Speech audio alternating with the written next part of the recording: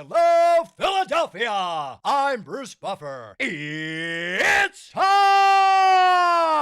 for the Anthony Gorgano Show!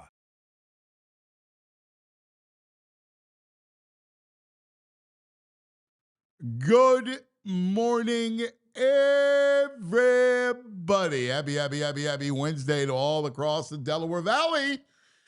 Yes, this is the Anthony Gargano Show presented by the Bet Park Sportsbook Online Casino app.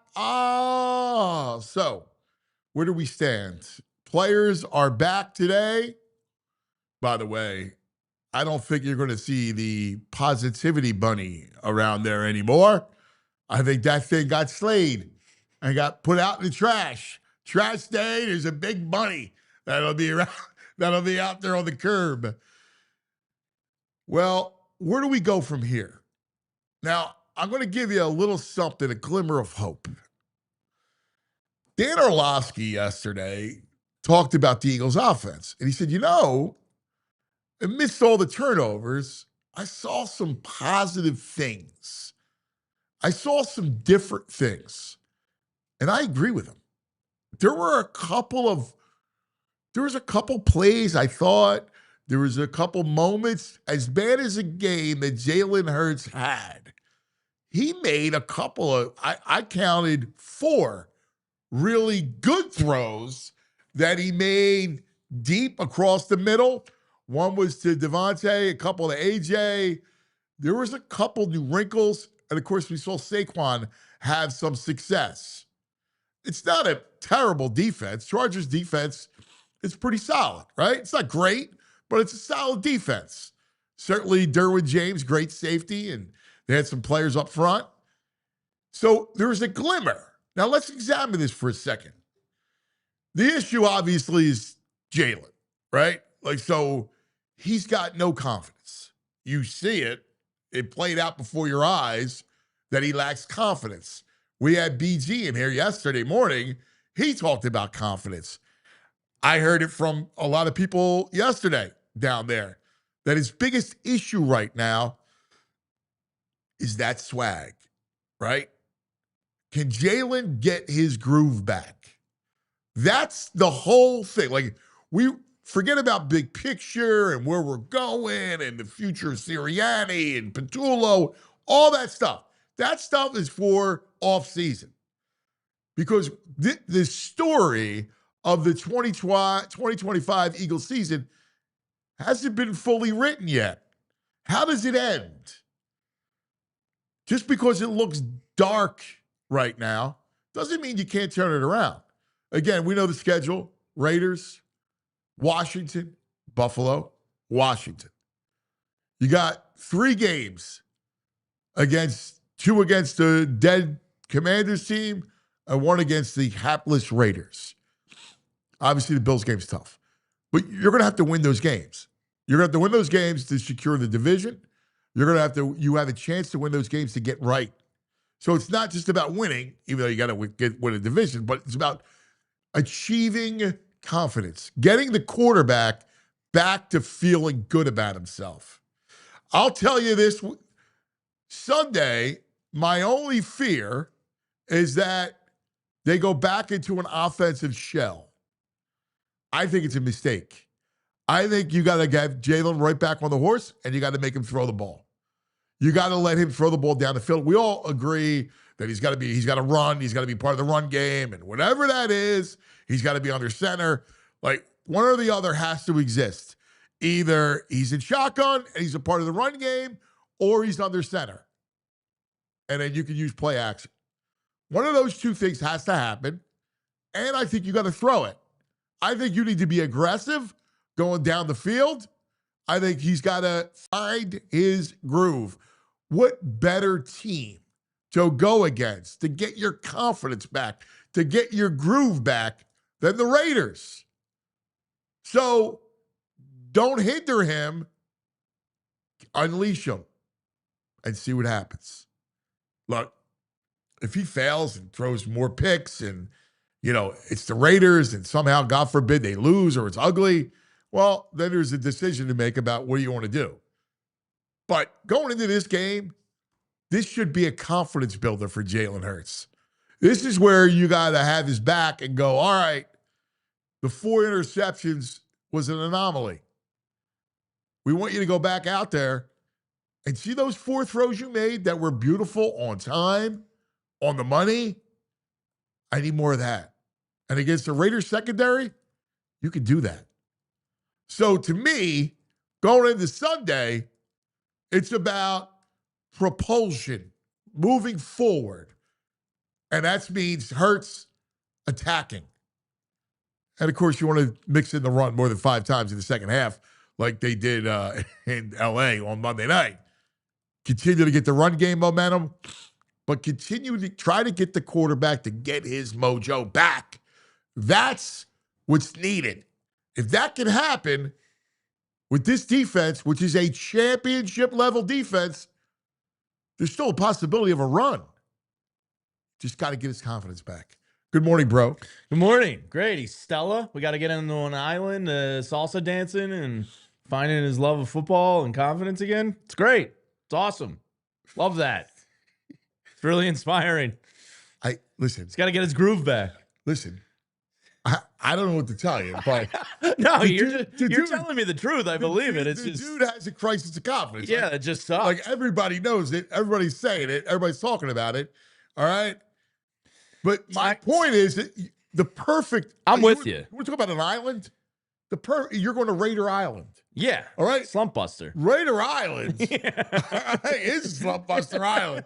Like, you can come in. What's that real horny resort that everybody goes to? Sandals. No, there's another one. I know. I just. It's a word that means like hedonism. a hedonism. Yeah. The Raiders are Riven hedonism. and Tearing, that guy. He's from there. Yeah, Riven and Tearing. Yeah. You got to get the Raiders are hedonism. It's not Epstein Island.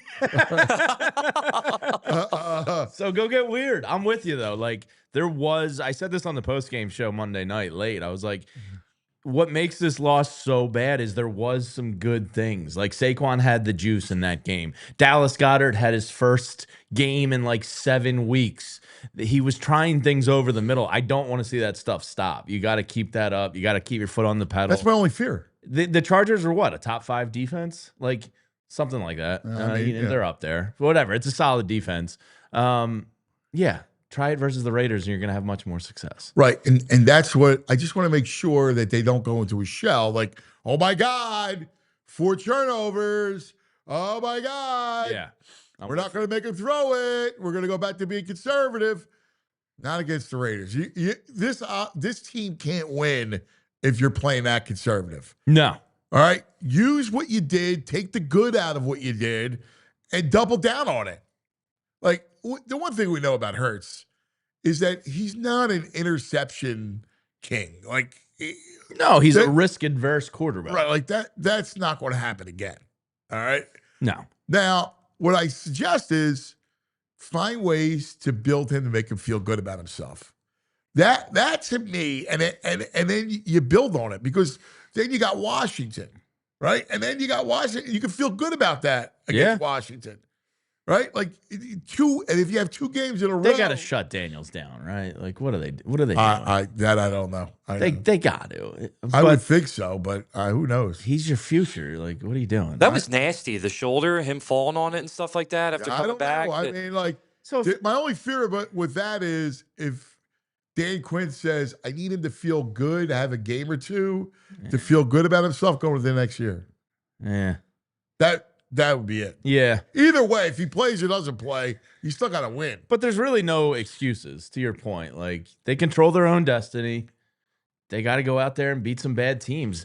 The most frustrating part about this season is they got through like the first 7 or 8 weeks where it was murderer's row, and then you start skidding when you see the Bears and Cowboys and right. You beat the Packers and Lions. Like, I remember thinking, and Rams. Oh my God, the Rams game. I know they got lucky, whatever. But even that. But like going out of I remember being at the bye going, wow, they did it. Yeah, I was like, that's where I was feeling so good.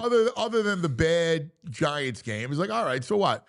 Now, that was the night from hell. All right, now let's go. Like, I remember being at the bye going, oh man, Green Bay, Detroit. I just want to go 1-1. Yeah. And he won both of them. I know. That wasn't that long ago. I know. And this defense is still really good. Oh, well, the defense is spectacular. Well, you right? got Quinyon Mitchell, so, you're taking away most of the NFC's best threats in a pretty big way. You're hopefully going to get Jalen Carter back in a big way. No, their defense is They're awesome. nasty. It's awesome. Yeah. It's just awesome. Nakobe blitzing on Monday night looked like primetime LT, except for that one he missed. That's all right. But their defense is awesome. Yeah. You just got to get some mojo back offense. It's really the quarterback. Everything goes back to the quarterback and getting him his swag back. Believing in him. Getting his swag. Dude, go out and do because he did make a couple really good throws that were the ball was out on time. If AJ catches that one, it's a totally different narrative right now. It was funny. And AJ knew. Yeah. I mean, the ball's still high, but, he should have caught it. I was talking about the end zone one. That was right. Right in the bread bag. Yeah. But there was one throw, and I remember texting Pat McClung, because Pat and I text. We're with Meg. Yeah. Right. So Pat and I go, dude, if I get that throw, if I get that throw, I feel great. I need that a handful of times a game. That's what. That throw, it was a deep crosser, and the ball was out. If I get that throw, I'm feeling good. Yeah, Vinny was saying that with us Monday night. He was like, man, it was what made it so frustrating for him was if they had just scored at the end, he was like, that wipes the slate clean. It has people believing again. You walk out of there with a win you probably didn't deserve because of the defense. Damn.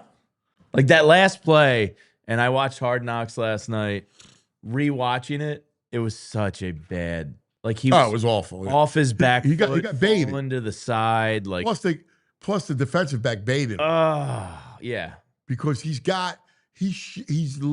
showing you Goddard, right? He's showing you he's got Goddard, but meanwhile he knows the plays in back of him, and because if he goes to Goddard right on the side, that one I'm not gonna. It was bad by Jalen, but I'm more mad they didn't run there. Yeah, Saquon had the juice all night long. Yeah, you're 17 yards away from winning the game. They only 3 had minutes. Five runs in the second half. Yeah, what is that? And one of them was for a 55-yard touchdown. The other problem too is I just hate that middle zone run. It's when he's standing straight up. Oh, yeah. He's engulfed. He takes a 3-step drop and then just stands up. And he's where do I go? Right. And you get engulfed. 1 yard gain. Yeah. I hate the Saquon for one. Yeah. Oh, that's a bad one. Yeah. That's a bad one. But look, going forward, I don't, the house might be on fire, but it's not burnt to the ground. No. You can put it out. And you can turn this thing around. And you have the teams on the schedule coming up that you can start to feel good again. Yeah. Oh, there it is. There's the final play right there. I know it's a little blurry. To your point of the bait there. And Fran brought this up. He has an abnormally large wingspan. Yeah. And he's why the Chargers targeted him is because he can do these types of things and just shrink passing lanes more bait than others. piece, man. Yeah. Bait pieces, that's what guys do. The quarterbacks. Damn, why aren't you just running the ball there? I know. Well, we'll talk all about it. EJ's going to join us coming up in a few minutes, so we'll get to that. Big news. Here you go. EJ, the brain, Baldy, and our man Mike Sielski is the lineup for today. Big news, Phillies. Yeah. The deal is done. Schwarb's back, 5 years, $150 million. So I'm surprised. So yesterday we did our little reaction social media piece. A lot of negativity about it. I got a lot of pushback. I thought you had to sign him. What are we doing? You can't delete 50 home runs from that lineup. No, not at all. You have to add more. Right. So if you're taking him away, that's a lot of power you got to add to a lineup. I saw some of the comments and they're like, wow, big deal. And I call him the soul of the clubhouse because he is. He is. And they're like, well, except in the playoffs. And it's like, I mean, That's rough. I don't think he's one of the main culprits No.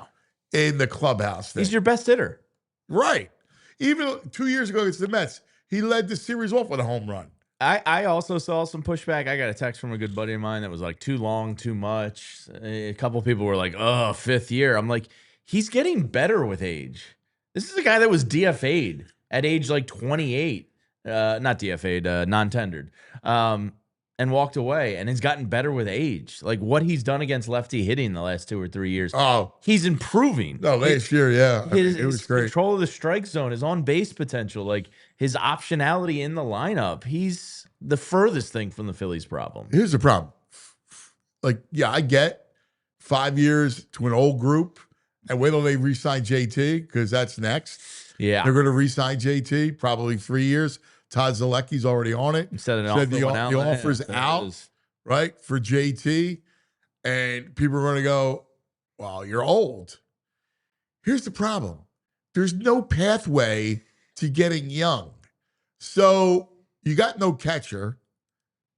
The catcher market's a little bare out there. You got to bring him back. You got to bring Schwarber back because you don't have any power in the lineup. Now you have to add the right-handed power bat. Like, that's the biggest thing right now is, to me, will they do that? So here's the thing. If you're investing $150 million with Schwarber, you're in. And you're like, you have to add a right-handed power bat. I get the feeling they're lurking on something big. Like what? What's the right-handed power bat? I don't know. Just something. Bellinger? Maybe, but he's a lefty. I know. That's why I'm throwing out Tucker? Because there's your right-hander. I just feel... Who? Kyle Tucker? He's left-handed. He's left-handed. lefty. Yeah, everybody's freaking left-handed. I don't know. This is just a gut feeling that they're gonna do something. I don't think Bregman. I think they might get this Japanese kid. I think Bohm's gonna be on the move. Casty is on the move. You're pretty confident. The Japanese kid. I don't he can't hit fastballs. I know that's the knock on him, but apparently there's not as much of a body of work to work. I'll be honest with you, dude.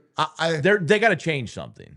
Well, they do. I don't think the Japanese kid is the big thing. I think that's a supplemental piece, but I think they're going to make some kind of splash. Listen, it's just a gut. If that's fine, and they've tried to trade Bohm. Apparently there's no market. Yeah, they're going to get him away. Like, I get it. So you want to make sure that you got Aiden Miller, kind of switch things up a little bit. Who's the right-handed bat? That's my only question. I think it's going to come through trade, and they're going to get a little sneaky. All right. Well, then again, who is that guy? Like, that to me is everything. Who your right-handed bat is. Because you need a right-handed power bat for balance in the lineup. We've talked about it ad nauseum. I know he's not like going to have people doing cartwheels down Broad Street, but I'm still in the camp of take a shot on Lou Bob. That's my guy. Resurrect him. Bring him here. Luis Robert. Get him in here. Lou Bob. Ew. That's a bad name. Lou Bob. That's terrible. You can't go Lou Isn't Bob. that what people call him? Yeah. I didn't make it up. I think they need to change that. Well, whatever. Gotta I stop think you can doing buy low. He's cheap. He's got power. I'm in.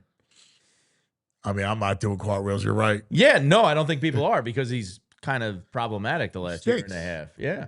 I want to resurrect him.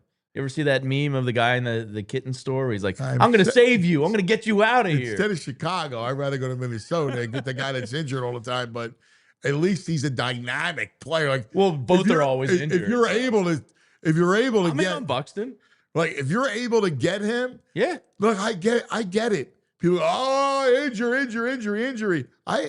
Yeah. Well, tell me who else is out there. Outfield stinks as a whole. And I'm in. Right? Like, I need somebody that Teoscar? Yeah. I'm in on Teoscar. I need somebody from the right-handed side. I need some Latin flair. Oh, Teoscar would be great. Yeah. I need a right-handed power bat. Yeah, Bryce Harper needs a right-handed power bat. But you have guys getting blood cycles out there. We're losing our minds. We're slipping here. Raw milk. Blood cycle. That's crazy stuff. The blood spinning. Yeah, like it's desperation mode. Go get somebody. Stem cells. But do you feel me? Like, do you sense something's coming? Because I do. I feel like the Schwarber and Real Muto. I don't. I mean, I'd be lying to you if I said I do. I don't know. I feel it. I don't know. I don't know. Like, I can't read Dombrowski because Dombrowski's like, hey, we were close. We just ran into a hot team type of thing. Like, we Dodgers. We were right there. Like, that doesn't give me a lot of, hey, they're in. Like, But he was right. no, he wasn't. I don't think they're that far away. Dude, your lineup is imbalanced. Yes, completely. So how do I know that they would have, even if they got lucky because they outpitched the Dodgers, that they would have won?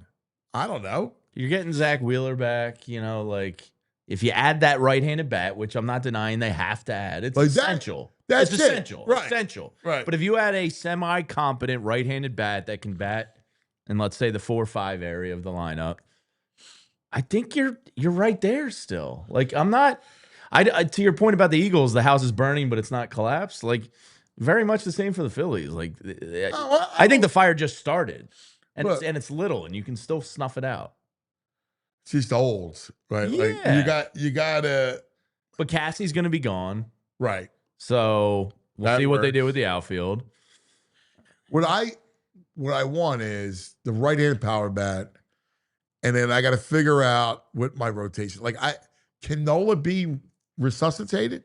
I don't even have hope for him, but yes. Because Ranger's gone. Well, good news is Zach Wheeler started throwing. And Yeah. in the back of my mind, there was like 25% of me that thought he was going to just like walk away from baseball. Yeah. So to hear that is really encouraging. Listen, I do if think he gets back, Painter's going to improve. yeah. I mean, listen, if I got Zach back, Yeah. and And the Jesus? I love Luzardo. I do. I love Nobody him. messed with the Jesus. Sanchez should have been in Cy Young. Yeah. And I just saw a video of him throwing last night, I think back in Venezuela. yeah, and Went on a nice little Italian vacation with Edmundo. oh, nice. Yeah, the Sanchez's and the Sosas. I like all it. over Italy. And then Painter. I believe in Painter. I believe in this stuff. Yeah. I think, like, It goes just down. get the right-handed bat. That's it. And we're right there. Yeah. Okamoto. And here's the thing: you got. I'm open to anything. Sure. That includes infield, first base. Cattell, Like, yeah, let's party. Switch hitter. let's party. I mean, they're lurking. Heyman and others are saying Marte, I know. they're the one that's like right on the outside, like dabbling. Listen, I'm in. Put Marte at second, you move Stott to short, and you move Turner to center. Sure. I'm in. I'm open to your point. I'm open to a lot. If it's Buxton, If I got to Teoscar- move Bryce back to the outfield, I'd do that. Like, I'll do anything to get a right-handed power bat in this lineup. absolutely. And you're kind of like strapped as positionally where that bat can go. So you have to be open to all options Yes. because it's desperation mode. Like, you need that right-handed bat. Yeah. All right, lots to get to. We're going to talk to EJ coming up. Well, he was out there in L.A. We'll take his temperature. The guys are back at work today. They will come to a locker room with no bunny. EJ's next, then the brain, then Baldy. Right here. It's Cuz and the Bro. Hey, it's Jamie Lynch on behalf of Ace Hardware Home Services. This month, winter is upon us, friends. It is freezing out. And maybe that cold air is seeping into your house. Maybe that winter heater is putting in overtime and not cranking out heat like it should. Well, don't worry. Ace Hardware Home Services has you covered. From heating repairs to water heaters to plumbing and electrical, the trusted pros from the store you love will now come right to your front doorstep and right to your house. Whether it's a quick fix or a bigger project, Ace Hardware Home Services has got you covered. They got the tools, the know-how, and the people to get it done right. Ace Hardware Home Services, bringing helpful to your home. And there's always a project to get to. Life is busy. So visit acehardwarehomeservices.com today to get started. Hey, gang, join me in gifting gift of entertainment this holiday season. Tickets to see national headliners at the Excite Center at Parks Casino make a great gift. Parks Casino has something for everyone's entertainment taste. just announced January 16th, Queensryche. March 6th, Candlebox. April 3rd, Cheap Trick. Plus, Friday, December 19th, coming up, Aaron Lewis and the Stateliners. January 17th, Grand Funk Railroad. January 31st, the Marshall Tucker Band and Jefferson Starship. Saturday, February 7th, Piano Man Generations, a tribute to Elton John and Billy Joel. Saturday, March 14th, comedian Tracy Morgan. ParksCasino.com to buy tickets for all these great shows. Got to be 21. Gambling problem? Call 1-800-GAMBLER. Parks Casino, this is how you win. All right, here we go, baby. E.J. Smith. Give me that E, give me a J. Give me an E.J. Give me that E.J. Smith. On the Xfinity Mobile guest line. Good morning, E.J. Welcome Morning, guys. back. How we doing? Yeah, no, it's good to be back. Easy enough travels. But it's funny. Like I know you guys are gonna ask me like how I'm feeling. I'm gonna be honest with you. I could go either way. So you guys get to choose. You guys get to choose if I'm gonna be the optimist or the pessimist today. Let's go optimism, EJ. Come on. All right. I'm with you. I can kind of go either way too a little bit. So Yeah. here's Go how I ahead. started it. All right. The quarterback has a crisis of confidence right now. He's got to get his mojo back. He's got to get his groove back. There were some things in between the disastrous interceptions. He did make a couple nice throws, like on-time throws down the field. The offense, despite, we talk about being on their center and issues like that, the offense did some things, and Dan Orlovsky pointed out yesterday. I agree with him. To me, now's the time to double down on that against the Raiders. The Raiders give you an opportunity to really kind of get right and get the quarterback to get his confidence back. Yeah, no, I agree with all that. I think especially those under center looks, they were efficient from under center. And, I think, the run game even wasn't awful. It wasn't the keep you on schedule run game that we've come to expect from the Eagles. The success rate was still low, but with that said, this graphic this really tells you all you need to see right here, like how much better they were under center. And obviously Saquon's big run definitely skews the numbers for the run game, but even still, they were more efficient from under center, and I think that is encouraging. They were more expansive on early downs in the pass game.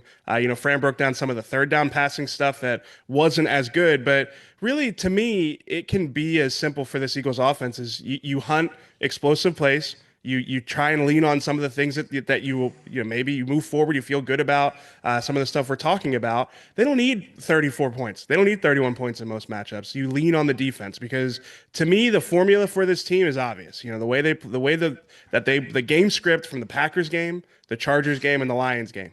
The defense smothers an opposing offense, keeps it ugly, keeps it low scoring, and then the Eagles have enough talent on offense, even if they aren't humming, even if it's not an amazing scheme where they're just like constantly ripping off explosive plays and scoring points. You can win games 24-21. You can win 27-20. Those types of games against good teams. So to me, that is the optimist view. That they could get this thing rolling, that they can get into the playoffs with some confidence, and then their defense is good enough to keep them in games when they need them, when the offense stalls out. So, all right. Because I think we're all kind of on the same page, the three of us, with this thing. Yeah.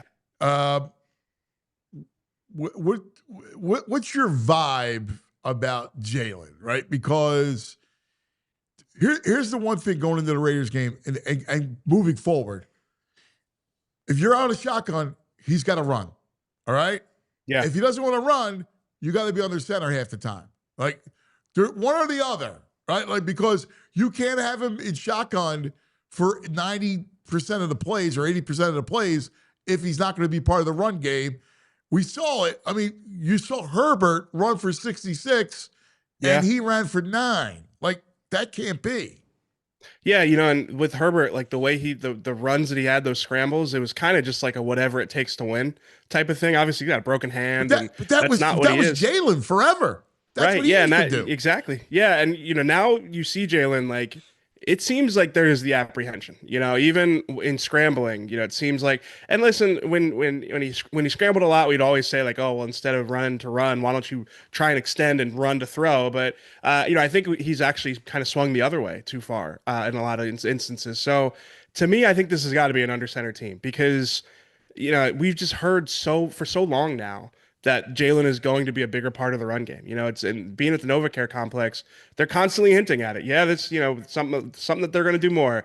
Something that you'll see more of. So I don't know what to believe anymore. It's like it's tough to take them at their word with Jalen being a bigger part of it because it seems like it's more complicated than that. Now maybe it's something in the high stakes games, the real game, like when the playoffs come around, you lean on it more. But that's not really the type of thing that you just bring out it's not like a break glass in case of emergency thing. So to me, I think this has got they need to lean more into the under center stuff because you're right, having a run game out of shotgun, you have to be quarterback inclusive to make that work. Yeah, it's one or the other. State of the O line. What are you hearing there? Lane. Yeah, I think Lane's got a chance to play against the Raiders. I know that was kind of the initial diagnosis there. To me, it's with the rest of the guys, like it's just going to be this week to week thing now. I almost do wonder if at some point, we talk a lot about like, oh, well, what if Jalen had like a small injury, and like that brings in Tanner. I wonder if you could do that at center, with Cam Jurgens. Like just it's clear that he's dealing with a lot of different injuries. And I think it really does affect what they can do in the run game. So I don't know. I think with Jurgens, he's been struggling, and obviously Landon has been in and out of the lineup too. Now the tricky thing is you can't do it with both of them, because you don't have enough depth there. So all those guys are playing through a lot of stuff. I saw that Jurgens had a sleeve over his leg. Obviously he's been dealing with the knee injury. So yeah, no, I mean it's kind of one of those things where we've been talking about it since training camp. Like, why are they rushing these guys back? And you're definitely seeing, the consequences of that now. So related, it's 1st and goal at the 3. Yeah. They run Barkley. Okay, he gets stuffed. 2nd and goal at the 3. Question was asked. Well, Nick, what about the tush push? We don't do it. It was at the 2. Meanwhile, it was a lie. We saw him do it against the Giants from the 3. He ran it twice against the Giants. What's the apprehension with the tush push? Is it the O-line? Is it Jalen? I think it's probably a combination of not necessarily feeling great about the health of the O-line, but I think even more so, we've seen teams stop it. So, it's the ball security with Jalen. It's also just teams are catching up to it a little bit. The guys ripping off the edge and ripping it, then pulling at trying to get the ball out of Jalen's hands. So I think that they're like the Saquon play is a changeup from it. It's probably trying to keep players honest. Again, if those guys are going to shoot in from the edge is open to run at now. So I think they're trying to come up with wrinkles to counteract it. But yeah, no, I think it is probably like a little bit of an apprehension based off of how teams have played it. Now, at the same time, like, the Eagles have been really good with that play. It is a little bit like, the first time honestly, you hit some adversity, bad, like they're slumping with the players, still running it at a 68%. There's still a 68% success rate. I mean, yeah. No, to me, it is like, you can't get away from it because it really changes how they approach those situations, like, and you watch teams across the league who don't have that play in the arsenal. And it is like crazy how often it's, it's a 2nd and goal from the 2 and you're in they shotgun. Can't figure out a way to get it. Yeah, exactly. Yeah, go out and get in shotgun. I that is one of my pet peeves as well. I hate that. You're at the 2-yard line. You're going shotgun. Come on, man. Yeah, but no, there's a lot of game management stuff in short yardage where for the Eagles, it isn't necessarily about like it really is just a matter of getting into range for the tush push. And we've seen them do it with the tush push before. So yeah, I think it is kind of a response to the way it's been played the last couple of weeks, but not saying that's the right answer here. What's you're talking to players, you're inside. What is the chatter and where are they, you think, mentally? Yeah, it's interesting. Obviously last week it was kind of just trying to will it to not be panic mode. The sky isn't falling is what you heard a lot. And in the post-game locker room, I sensed a frustration with just like the state of it in a way that it wasn't like defiance, because I really do. I think last week was a lot of defiance and a lot of, trying to quiet the obvious narrative around the team. And in the post-game locker room after the Chargers, it definitely felt like a team that was maybe more accepting of the state of things and acknowledging the fact that they have to get out of this. I thought AJ especially was just like the emotion that he had after the game. It was like, this is a guy who has been pushing to be the focal point of the offense, to be the one that they turn to in the inflection points of games. And he came up short, and you could see what that did to him. You could see how much that stung, and Jalen talked about the sting too. So, I think it was honestly like I felt probably more confident in the Eagles turning it around based off of that response than I did the week before, where it was kind of like, for lack of a better phrase, like, yeah, like head in the sand, like a little unserious. Like, well, how could you say that things aren't going well here? Like, we're 8-4. How dare you guys suggest that we're not playing well? I think it was a little bit more of a real assessment of where they're at. See, and what also gives me hope is this defense is spectacular, right? Like, it's just a championship level defense. It's so good, and the defense. And I've seen this with teams in the past here, where the defense is annoyed by the offense and there's resentment. And I don't sense any of that. I sense a more team on the same page. Like, hey, man, you know what? At some point they'll bail us out. Like, they have a right. I love the attitude of the defense. I love the attitude of the defensive players because they're all about, they've bought into this team thing. Yeah, it's funny you say that. Like, talking to people yesterday, I feel exactly the same way. It is like I really did. Like, it's human nature, right? I expected that some of these defensive guys, guys in the building would just be like, even if you're a defensive guy, you're like looking over at the offense, like, what are you guys doing? But no, I really do think that there's a togetherness there. So, not saying that that's not, that's the current state of it, not saying that it couldn't change, but I agree with you. I think that it's less about like pointing fingers than you might expect. It's probably a young defense with some good leaders. BG, hearing from him yesterday, it's obvious that they've got those guys in the room.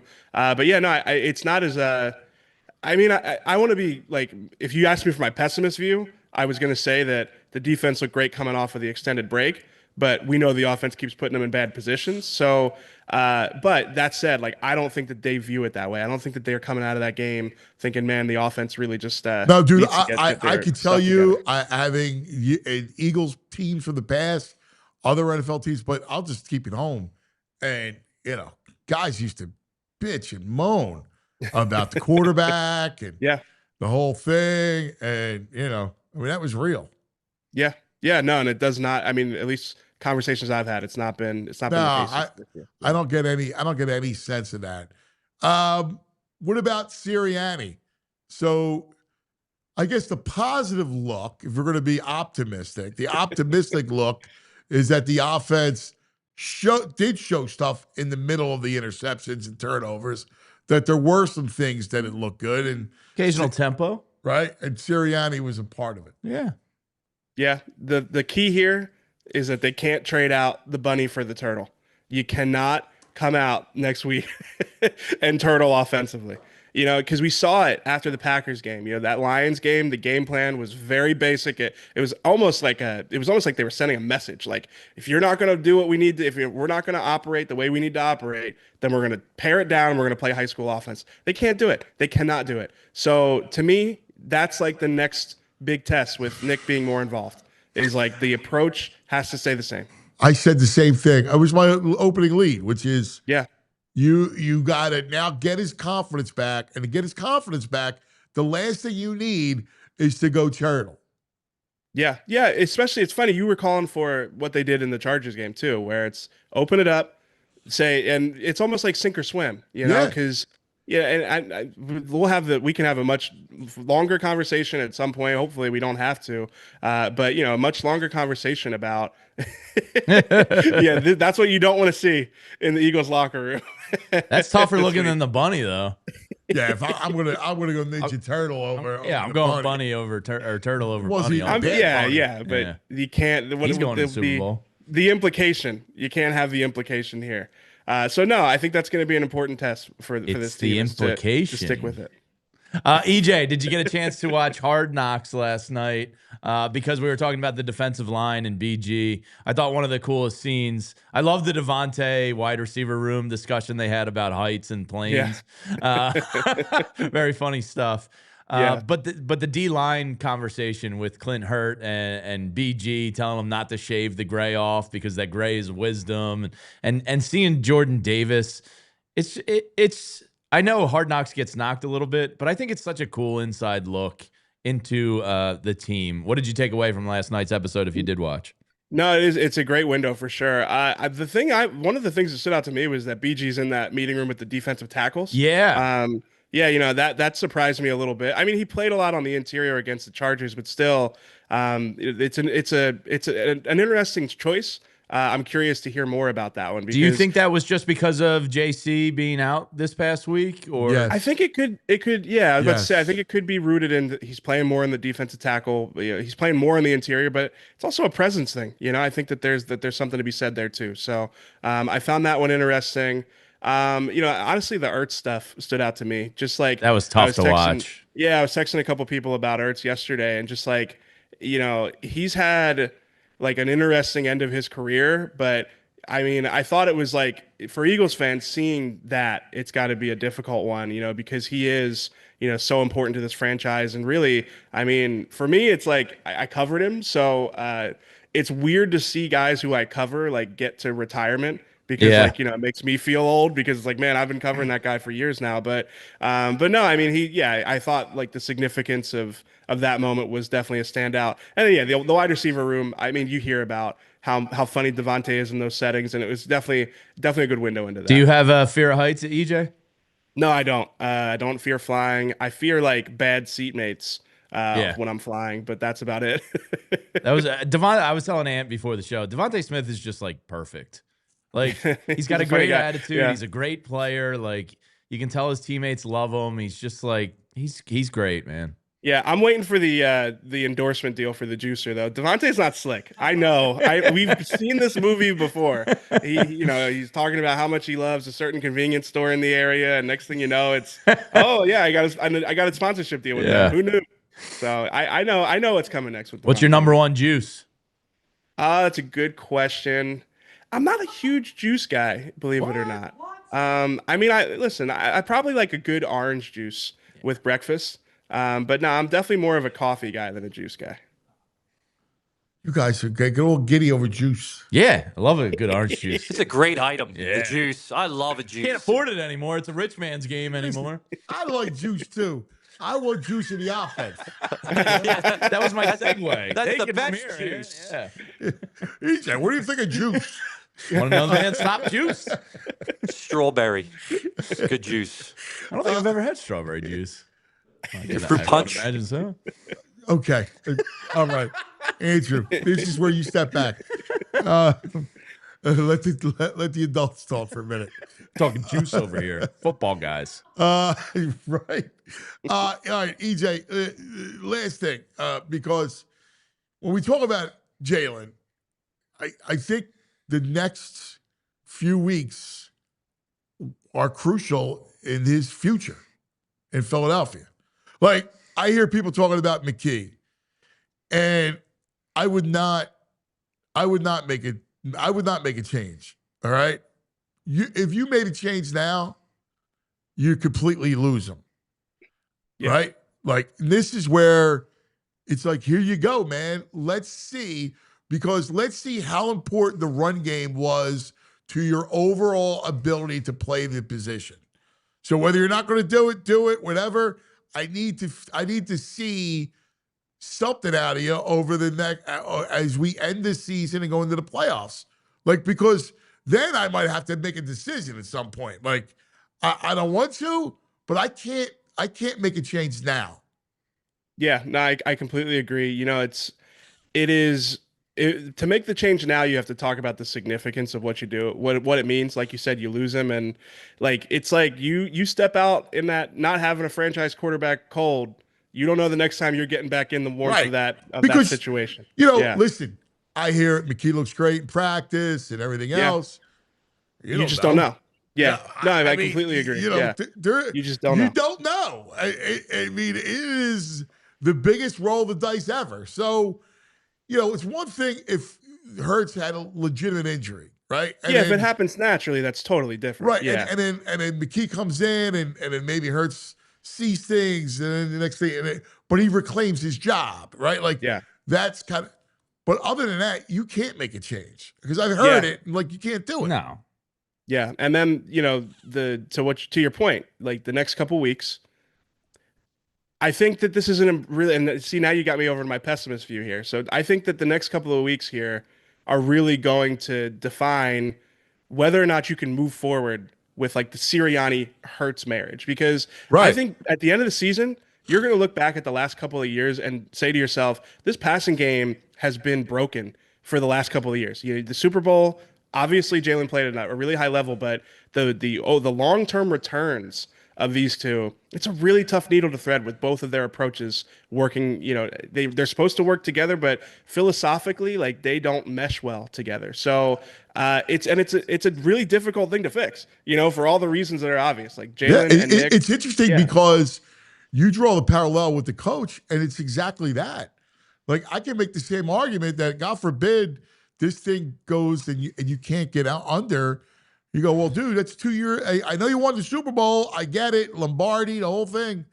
Yeah. But 2 of the last 3 years, there was a collapse. Like, right. And you can't get it out. Like, that's something that you're at least going to have to address it and think about it. Yeah, absolutely. So to me, that is probably the biggest question facing this team over the next couple of weeks and into the postseason. It has to look better than it has since the bye week. Jalen's stats since the bye week are staggering. It is. There's no running from that. And if they go into the offseason with that being the state of it, then yeah, there's going to be really. And again, I'm not saying that this is going to happen or this is going to happen. It's a difficult thing to fix. But I think that is a scenario that they would like to avoid. So yeah, next couple weeks are going to be important for that. And one thing we know is that Jeffrey and Howie, they don't just sit around. I mean, they're proactive. Yeah, absolutely. So, no, I mean, it's crazy to say that, like they could make a run in the playoffs, but they could also have to really face like the quarterback and coach partnership here. But yeah, I think that's where they're at. All right, my brother, great stuff as always.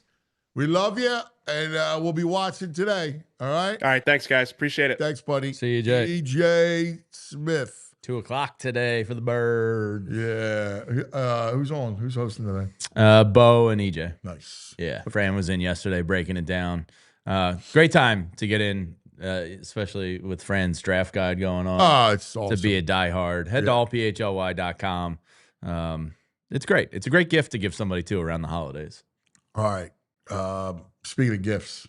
Ooh. Jingle, jingle, It's the jingle. 12 days of Cosmos. Thanks to Kim, our great sales associate, right? The 12 days of Cosmos. What do you got for us Brought to us today? by Dick's Sporting Goods. My favorite. This is my favorite things. And from my favorite store, Dick's Sporting Goods. Today is for Dad. Real quick, my dad used to take me to Dick's, like when they first hit the area and they were young, on Monday or Tuesday nights growing up at the Oxford Valley Mall. They used to have Eagles players come through and Yeah. sign. Oh, I remember. They still do them. Yeah. And me and my dad would go 2 or 3 times a year and get like a Rhett Hall autograph. Just some real like bust out Eagles. Yeah. It was always like a core memory for me because Dick's was new at the time. Yeah. And it was like mind blowing how big it was. And me and my dad would go and meet a bird and I'd get like a little plaque signed or something. That's awesome. It was the best. Yeah, that's core memory. Dick's is great. I love that store. Me and Yeah. my brother grew up in there. Yeah. Yeah, it is. Well, today, day 10, is for Dad. Ooh, what do you got for us? All right, listen, you know me when it comes to sweatsuits. Oh, yeah. All right. The Pass Young Tux. That's my favorite thing. I love sweatsuits. I've always loved sweatsuits. Yeah, I mean, why my wouldn't wife you? hates it. I love it. All right. I'd wear a sweatsuit every day to work. Yeah, All right. it's the best. My wife looks at me going out the door. She's like, "You wearing that?" Right. Just say it's good enough for Big Dom. It's good enough Right. for me. Yeah. I love it. And I also, listen, I coach basketball, right? Yeah. So I need some suits to wear. Of course. Right. So I got myself the Nike fleece hoodie and fleece sweats. All right. that. The joggers. This is great for winter and basketball. It's great for dad. All right. Yeah, joggers are awesome. You show off the kicks. Yeah. You know, It- comfy. It's perfect. So I'm going to go get myself a Nike black. Are you a Sweatsuit. pullover hoodie man or a zip up? Zip hoodie up. man? Zip up, yeah. Yeah. Oh, I like really? I like both too, but I like the optionality of cooling down a Really? little bit with the Yeah. zip up. I like both. For a sweatsuit, I like the zip up. Yeah. For jeans, I like the pullover. Yeah. That's good. Makes Good sense. way to think about it. Yeah. That's how I like it. Yeah. I like that stuff. It's not going. That's a good item for you.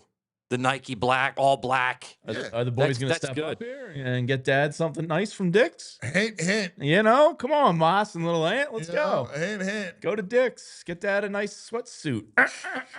Please, please. I need it. And we should tell people, Ant, Monday. I'm excited. We're going to be at the Dick's Sporting Goods in Cherry Hill, at the Cherry Hill Mall. Yeah. So make sure you come by to the Cherry Hill Mall, Dick's Sporting Goods.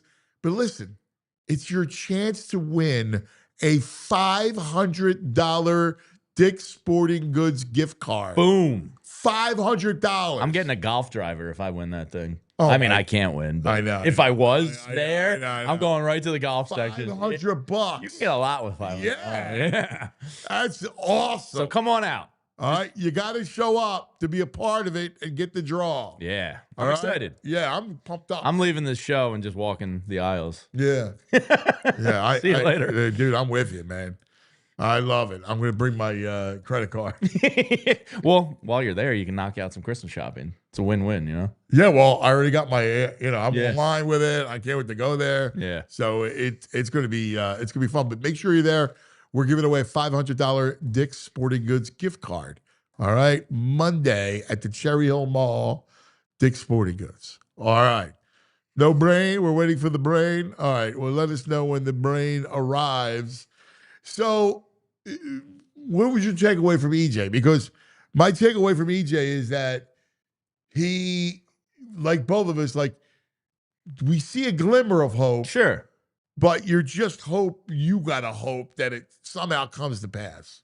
Yeah, and that was kind of I did the Hard Knocks reaction pod last night with VG from Hawaii and Tyler.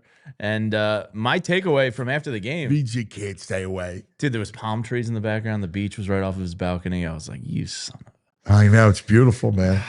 But my reaction was, and I kind of got pushback from them, like the sense I got from the locker room and seeing them on the side, like I don't think this team has given up.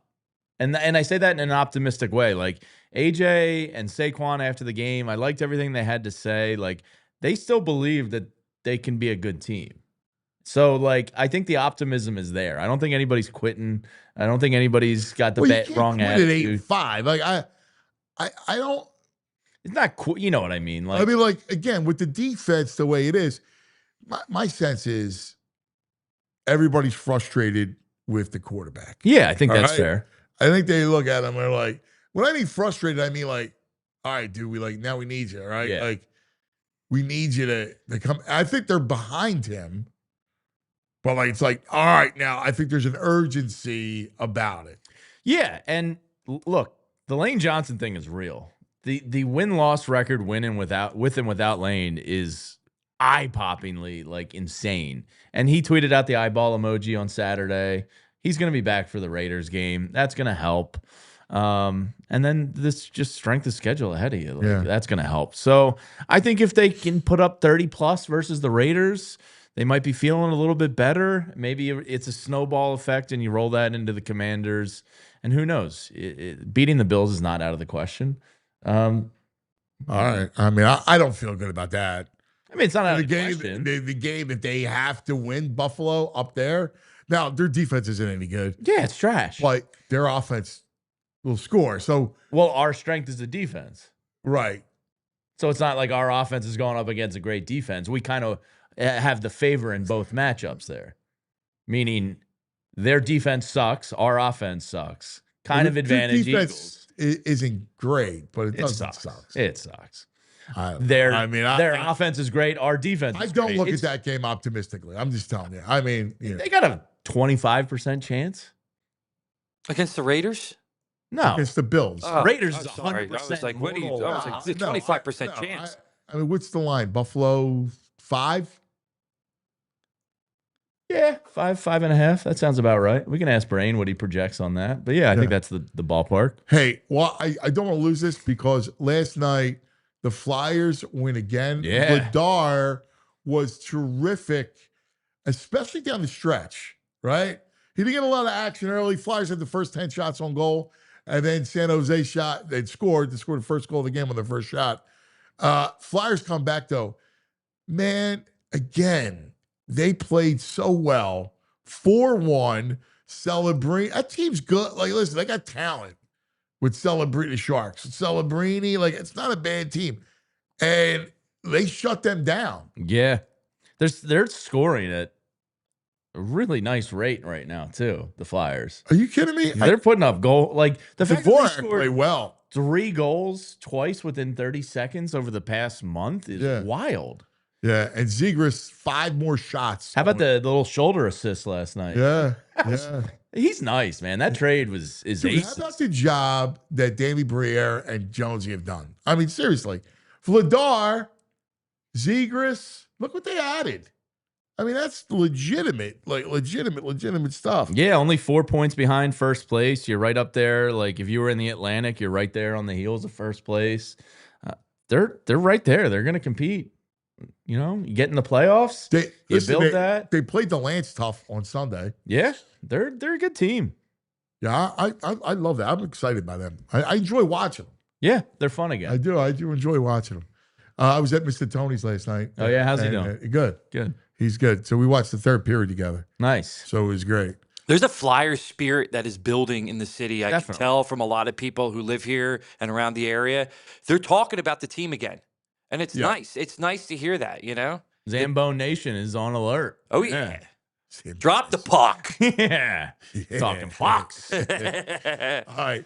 Let's take a quick TO, tell you about some of our friends, and then we'll come back. Baldy. Oh, Baldy. On the horizon. That's right. What did Baldy have to say? What does he have to say about Monday night? He was doing a PSA yesterday. He usually joins us on Tuesdays. But he had to do a commercial for NHTSA, right? For drinking and driving around the holidays. Oh, yeah, he always does that. Yeah. It's a good message. It is good messaging for Baldy. All right, let's take a quick break. Talk about our friends. Everybody's got their favorite hard tea. But have you ever turned the can around to read what's inside it? No, because they don't tell you. Meanwhile, Crooked Tea brags about it. Crooked Tea brews real USDA organic tea for real flavor and 0 sugar. No fake junk hiding behind the label. What you see is what you drink. So the next time you're in the store, flip the can around. If you can't find the ingredients, just put it back and grab a Crooked Tea. 0 sugar, real tea, and fully transparent. You know it, Philly. Real recognizes real. So why drink the fake stuff? Crooked Tea. The only thing better than a strip sack in the Super Bowl. Visit crookedtea.com to find a store near you. Hey, gang, join me and gift the gift of entertainment this holiday season. Tickets to see national headliners at the Excite Center at Parks Casino make a great gift. Parks Casino has something for everyone's entertainment taste. Just announced January 16th, Queen's Reich. March 6th, Candlebox. April 3rd, Cheap Trick. Plus, Friday, December 19th, coming up, Aaron Lewis and the Stateliners. January 17th, Grand Funk Railroad. January 31st, the Marshall Tucker Band and Jefferson Starship. Saturday, February 7th, Piano Men Generations, a tribute to Elton John and Billy Joel. Saturday, March 14th, comedian Tracy Morgan. ParksCasino.com to buy tickets for all these great shows. Got to be 21. Gambling problem? Call 1-800-GAMBLER. Parks Casino, this is how you win. All right. So I'm curious because Baldy's coming up as to what he saw, right? Like that glimmer of hope. Orlovsky said it. Now, meanwhile, it was interesting because, you know, anytime the Eagles are on national TV, all the national pundits weigh in. So Colin Cowherd weighed in and was talking about Sirianni, and Sirianni being on the hot seat. Oh, come on. I mean, Well, no, there's no come on. No, he's right. I don't think he's going to get fired after this year. The obvious scapegoat is Patullo. So here's the problem, right? Like, you don't think they would move on from him after this year? Dude, I'm telling It's you. a non-0% chance, but I don't think a hot seat. I don't even think it's like maybe lukewarm at most. I think what happened in 23, going into 24, seeing the collapse in 23, and then seeing how he rebounded and won a Super Bowl is probably going to give him a little bit of sway in that, like, hey, he didn't do it this year. Let's see next year. Listen. You could rationalize in your own minds. I don't think it's hot. Listen, you can rationalize however you want in your own minds. I'm telling you that Jeffrey Lurie and Howie Roseman are not people to stand still. And if this thing got way out of control, I would not rule it out. You see what Shady McCoy said last night? No. He said, if Kevin Patullo isn't fired, you can take me out of the Hall of Fame. He said you can put 25 back on the streets. On the streets. Put him on the streets. Yeah, like, and there'll be some. I mean, Patullo's a lock to be gone. Like, lock. I don't know. I don't know. Like, here's the thing. Any conjecture now, it has to play out. Sure. It just does. But and it's all you're going to beat up these teams. Okay. Well, let's see what the main man has to say. The one, the only, on the Xfinity mobile call-in line, Baldy.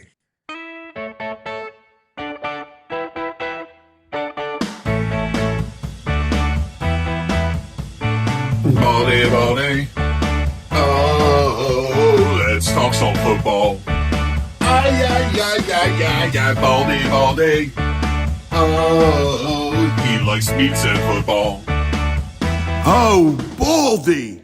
Here he is, the man, over his office, just pounding down a couple ribeyes. The great Baldy. Got the new Baldy's breakdowns polos in. Yep, that time of the year. Dude, I love those Baldy breakdowns. Yeah. You know, your boy over here needs one. I see bros in there today, man. What's up, bro? What's up, Baldy? Good to see you, man. It's like happy old holidays, times, man. How you doing? I'm doing great. We get Lane right. Johnson back. All will be well again. Okay, all right. I mean, if Lane's the savior, that. I mean, it can't get any worse. But I mean, let him be the savior. He's done it before. Yeah. All right, buddy. Let's start off with Monday night. And where do you want to start, Cuz? Where are you going to start with this?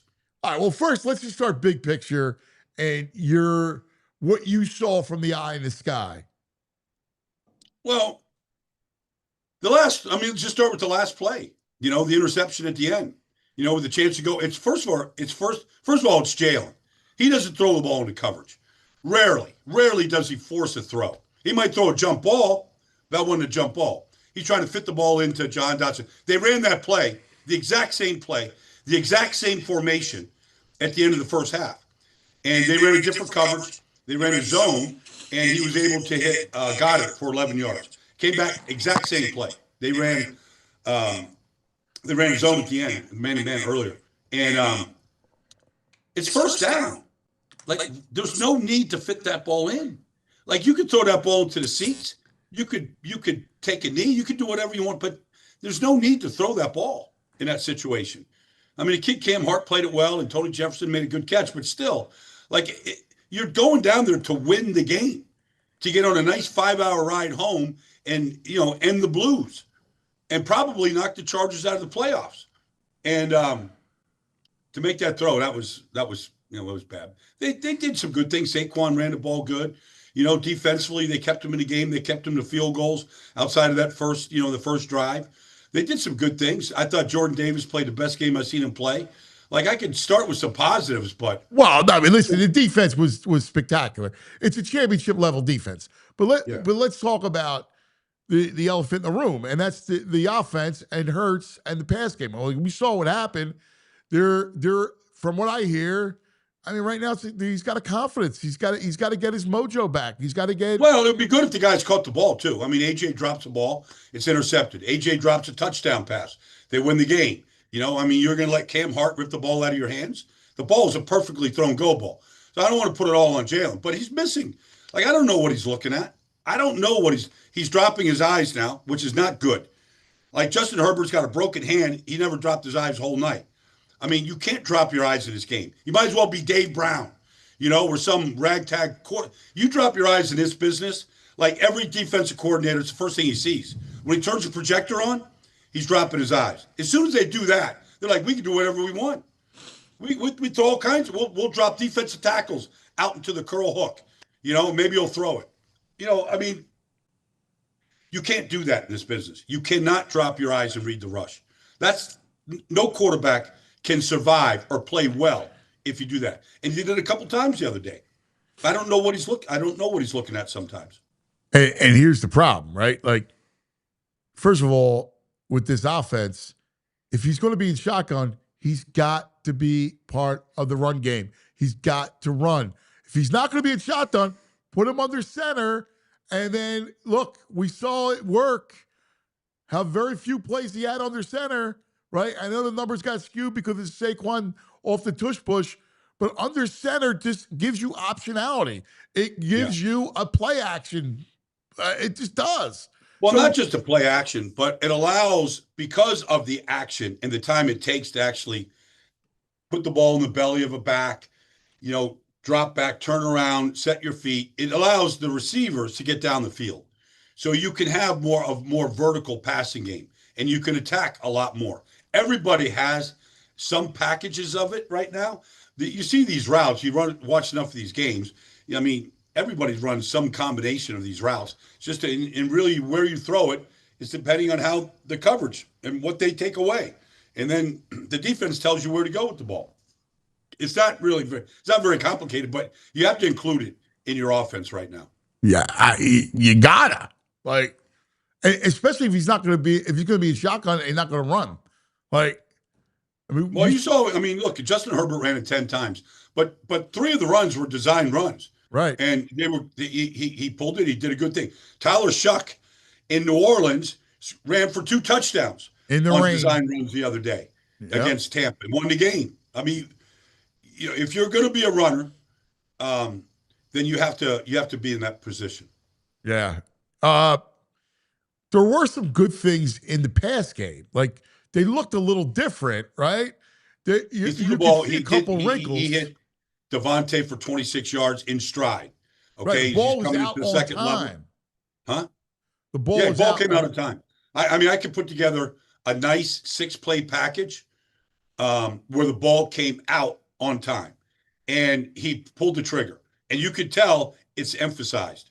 Like, this is where and he did. And then there's times when he won't do it, and I don't know exactly where his eyes are going and why they're going to some place versus the other. And then the decisions they make sometimes are just bizarre decisions. But you've got to let it fly. You can't play safe. And I don't want that last play of the game to you got a very soft schedule here. You can put together a lot of wins here down the stretch and, get a home playoff game, the whole thing. You could do it. There's a lot still there. If he could just build on some of those throws that you're talking about, Cubs, and maybe I'll just put that together when I finish here today and just put together that reel of him throwing the ball on time and how good it looked. So, you mentioned it. You got the Raiders, who are terrible, Washington, Buffalo, then Washington. So you got, first of all, you got to at least win 3 of them because the Cowboys could theoretically run the table. Well, let me just say this about Washington.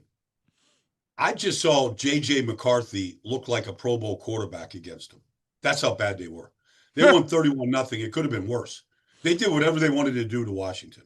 Now, maybe they folded a tent. I don't know. Maybe they have, a more competitive fire in them than what I saw. But that was a pitiful performance. Yeah. So, it was interesting because why 2 weeks ago, you remember the Sunday night game? Yeah, against Denver. And they played hard. They played great.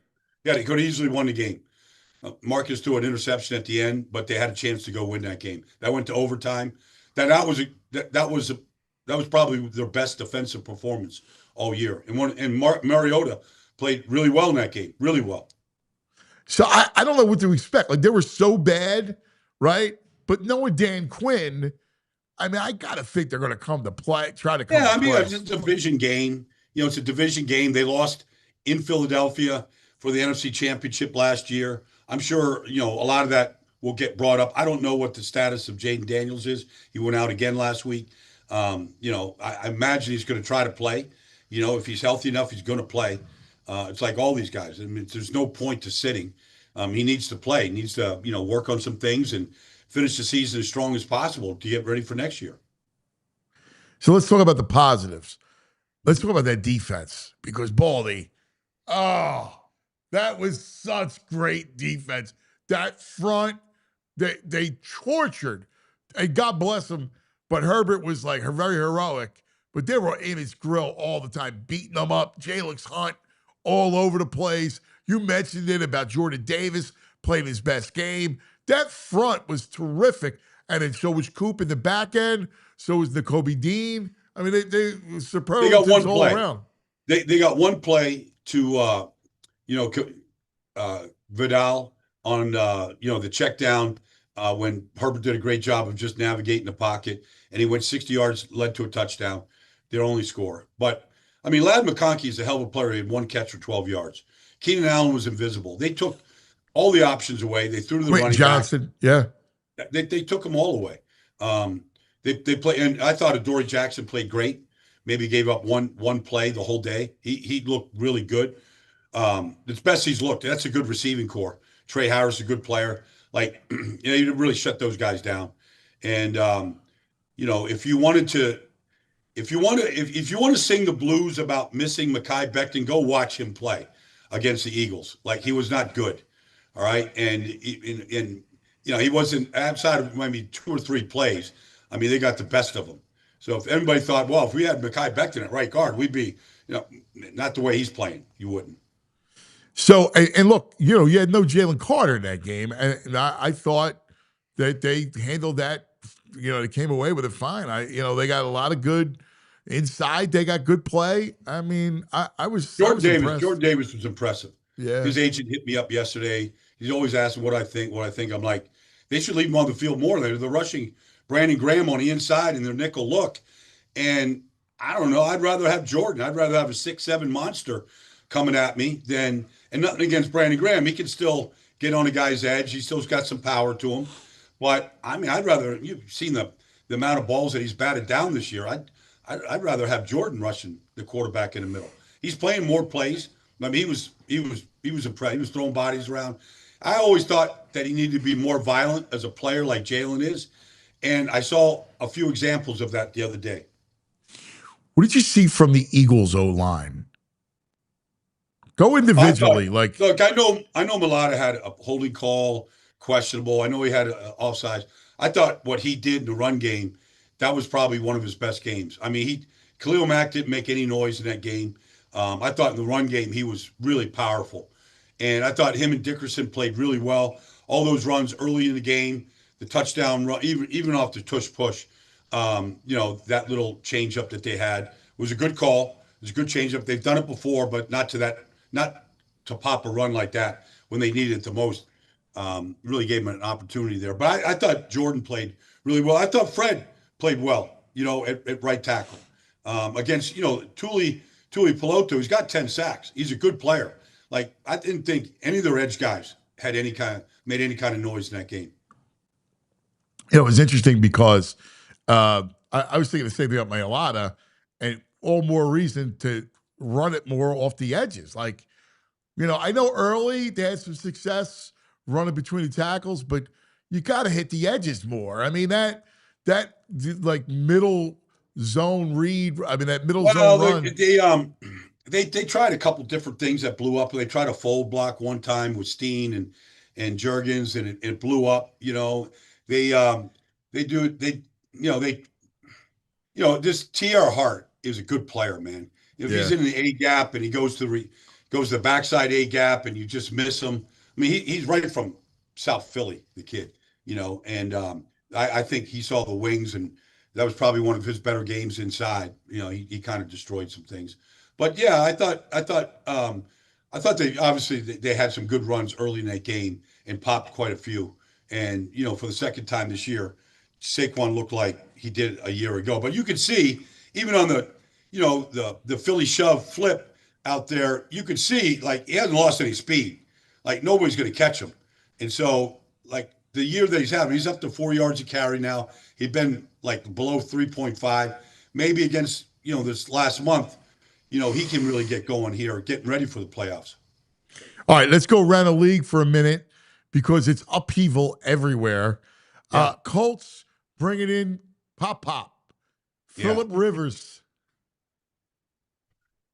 Well, I mean, look, it's the state of the NFL. And it's been like this since it was a 12-team league. And Sonny Jurgensen was getting traded from Philly to Washington. Like, we never have enough good quarterbacks. And forget about having enough good backup quarterbacks. So, the Colts on the roster, had Daniel Jones. They had Riley Leonard. And they had Anthony Richardson. Richardson's hurt. He's out. Riley Leonard belongs in NFL Europe. Let him play. Like, he didn't play badly the other day. He didn't. He's a great athlete. I've known that kid. He went to Duke. Like, I know that kid. He's good. He's smart. He's a good kid. He needs to play, but probably not in a playoff push. Like they got to go to Seattle this week. They still got to go to Houston. Like Phillip Rivers, like I'm sure all of us, we lay in bed at night, not me, not now, but maybe a year or two after I got done playing. You lay in bed at night and you're like, I can still do this. And you can lie to yourself. Like he's going to go to Seattle. If he plays this week, I just got done watching him. They literally rip your head off, that team. Devin Witherspoon, like that guy will hit you like a banshee. Like every guy on that defense is hitting. Worry. Like I don't know if Phillip Rivers remembers what that feels like when you're looking outside of your ear hole. The head's going to get turned around. But if they think it's just not good preparation, especially once Daniel Jones went down and Anthony Richardson isn't available, that you're playing Riley Leonard. So, Mike, did you see the story about Rivers and his kids' high school team? Yeah, I yeah. love this. Yeah. They was talking to Steichen weekly and running the same playbook and everything. Yeah. That's great. I saw that, bro. And that's Yeah. a great story. It really is. And that's where it should stay. He should still call Shane about, the postseason, how to get the kids ready for next year. He should still consider, continue those conversations. Like, this is honestly, Aaron Rodgers played great last week. One of the few really good games that he's had. Nobody should be playing this game after age 40 at any position. It's a young man's game. Like, and here's what you. What about Flacco? But it's like, cuz look, we're all boxing fans, right? What's the first thing to go on a boxer? It's the reflexes. You can't parry the punch the way you once did. The reflexes, it's not even an age thing. Yeah. Reflexes fade. That's what happens to running backs. This whole idea, I'm not getting off on a tangent here, but this whole idea that running backs have great vision, they don't. What they have is they have instincts and they have reflexes. And so what happens to running backs when they get older is it's not their instincts. They know where the hole is. Yeah, they see it, but they can't get there. It doesn't. The neurons don't fire the same. Yeah. Like, when do you see Phillip Rivers have to avoid somebody? And if he can, like I don't want Phillip Rivers to take a shot to the head at this age. I don't want to see that happen. No, it's a great point that you bring up. It really is. So my take on the AFC is the team that I think is coming out. That Texans team. Oh, I mean they're like, the problem for people is they want to, and this is I get it, but we're all enamored with stats and analytics and all this stuff. Just watch the Texans play. Just watch them play. Like they're not, if their offense can score 20, they're going to win the Super Bowl. Like I don't know if anybody can score 20 against them. And Stroud's getting it. Like, I talked to Spags, right? He threw everything at that kid. I know he did. He really did. And man, no, look, CJ's got toughness. He's got accuracy. Now he's got this Jaden Higgins he's throwing to. He looks like Nico Collins. He looks like his clone. And, the You got a kid good Woody tight Buck, end. the running back, Yeah. the offensive line, like Trent Brown, honestly, he's 405. There's no way he's under 400. No way. Like he starts leaning on you. Like if they can get 20, defense gets a couple takeaways, short fields, kick a field goal, score 2 touchdowns. I don't know if anybody's going to beat them. They're that good. I'm thinking the same thing because I've seen Stroud. Now that they're able to protect him, you and I always liked him. If you remember, we liked CJ. And, oh, man. And he was a runaway. He was a runaway rookie of the year. Runaway. Yes. It wasn't even close. Last year they couldn't protect him. Like you give me anybody you can't protect, and then trying to tell me, yeah, I like that squad, man. I really do. NFC, like what kind of sense? Like where are you at with it? Well, man? I mean, look, like there's no consensus. I mean, that game in Green Bay last week, I wish they would just save that for a playoff game. That was a playoff game. Like Chicago's coming down the field to tie it, and look, I mean, Caleb, he sees Kmet, but he didn't see him till late. They'd run the exact same play against the Eagles, and Kmet scored the touchdown. The exact same play, same formation. And he was really, it was a 3rd and 1 play, so he's literally looking to Swift to just get the check down, get the easy completion, get the first down. They've got time. And he takes the shot. He's a little late. Keyshawn Nixon comes down with it. But like they went toe-to-toe in Green Bay. Micah Parsons coming at him. They ran the ball much better than I thought they would. This Manon guy might be the hardest, and this is not hyperbole. He might be the hardest guy in the league to tackle right now. That's why he's on the goal line. That's why he's running short yardage. Yeah. I mean, guys can't tackle that kid. Yeah. No, he runs hard. Bro and I were arguing, the Packers can be good. Yeah, they can be. If they're healthy. Well, they've overcome the loss of Tucker Kraft. Musgraves catches some balls now, but now they got Watson, Dobbs, Jaden Reed. They got everything back. They had a real problem when they lost Elton Jenkins at center, and they put Sean Ryan in there, but they had no right guard. Now they put the rookie in there, Belton. And he played really good last week. He's a big, wide-body rookie from North Carolina State, 2nd-round pick. Like, he's now playing right guard for him, and they've got a stable line. And so now you give Jordan Love a little protection. You give LaFleur a little chance. The defense is taking the ball away. They're a complete team. Complete. And honestly, I don't know who's going to win that division because they're going to see Chicago again. But that's going to be – those are all those games down the stretch. In that division are playoff games. Yeah, I said it. I mean, bro, because we're talking about Love. I'm like, I like Love. Like, if you protect him and he's got healthy receivers, he'll put the ball in the money, man. Like, he made a beautiful throw to Watson. Like, if we had a stat guy, I'd like somebody to look this up for us. He threw 3 touchdown passes in a span of 12 plays against Chicago. And that's a defense that leads the league in interceptions. Yeah. Like, he didn't miss. He didn't miss the throws. Wasn't like, oh, let's do it. Let's have a do-over. Like, when it was there, it was there. And they just, they turned up the dial. And, bring it back home. It was interesting. The 3rd play of the game, they take a deep shot to Musgrave, right? Because the Bears linebackers, you go, well, wait a second. Like, why didn't the Eagles? Like, I remember that Friday, you and I talking before the game against the Bears that Goddard should have been a focal point of the offense. The Bears leak yardage to the tight end. There's a mismatch there, and they didn't go to him. And then I watched Green Bay, the 3rd play of the game. He caught an early first pass for 10. 3 plays later, he's got a chunk play. He didn't hold on to it, but it was like a 40-yard play. I guess if we come back to the Eagles here, and I'm not one of these guys that wants to fire Kevin Patullo. I think he's doing is he Sean McVay? No. Okay. He's not that. But the one thing that does upset me is, and I said it before the Dallas game, like, if you got a pigeon out there like Siobhan Ravel, like, you should wear him out. Yes. Like, what's wrong? Why run an offense just to run an offense? Why not just attack weaknesses? Like comebacks, double moves. Like I want to go attack weaknesses when I put my game plan together. And I didn't feel like they did that, against Dallas. They never do. I think And there's meanwhile, I watched the Cowboys, right?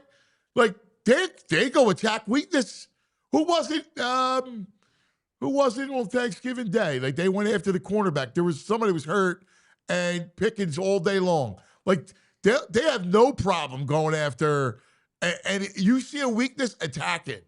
And that's kind of like I saw the Bears game. Like, dude, like why isn't Goddard a bigger part of this thing? Like I got to attack.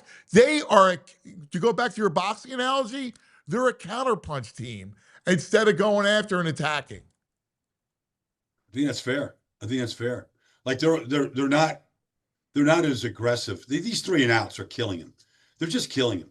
There's just still too many of them. Even on a game where they should have won, they easily could have won that game. Like that's the problem with the Chargers.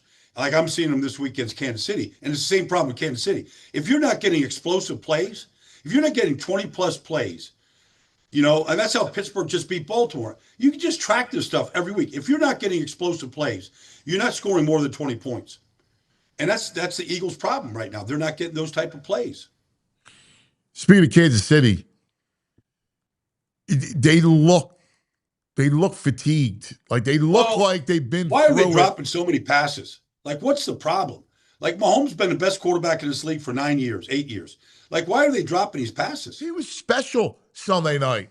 He was special. I don't care what anybody says, right? Because if you just look at this guy, watching that game, I'm going, oh my God, he's got no offensive line. They're falling left and right.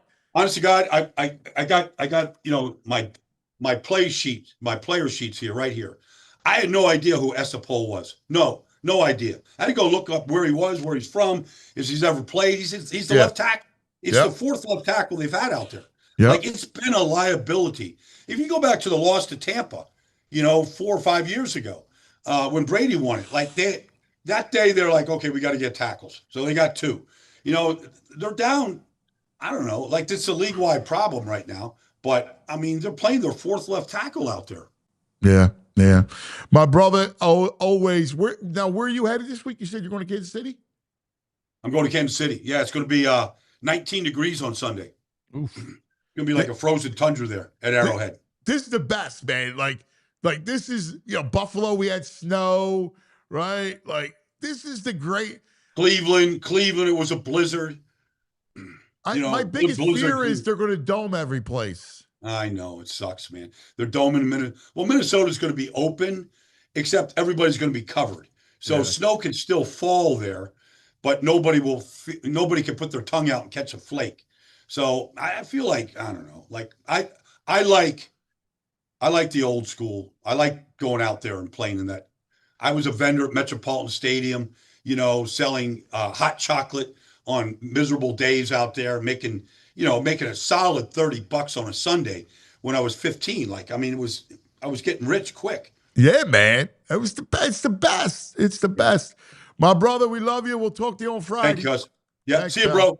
Take care, man. Happy holidays, guys. Yeah, same to you, Baldy. Baldy. Oh, Baldy. Baldy. He's Baldy. Baldy. It's going to be weird. No Mahomes, no Lamar, no Burrow in the playoffs this year. Dude.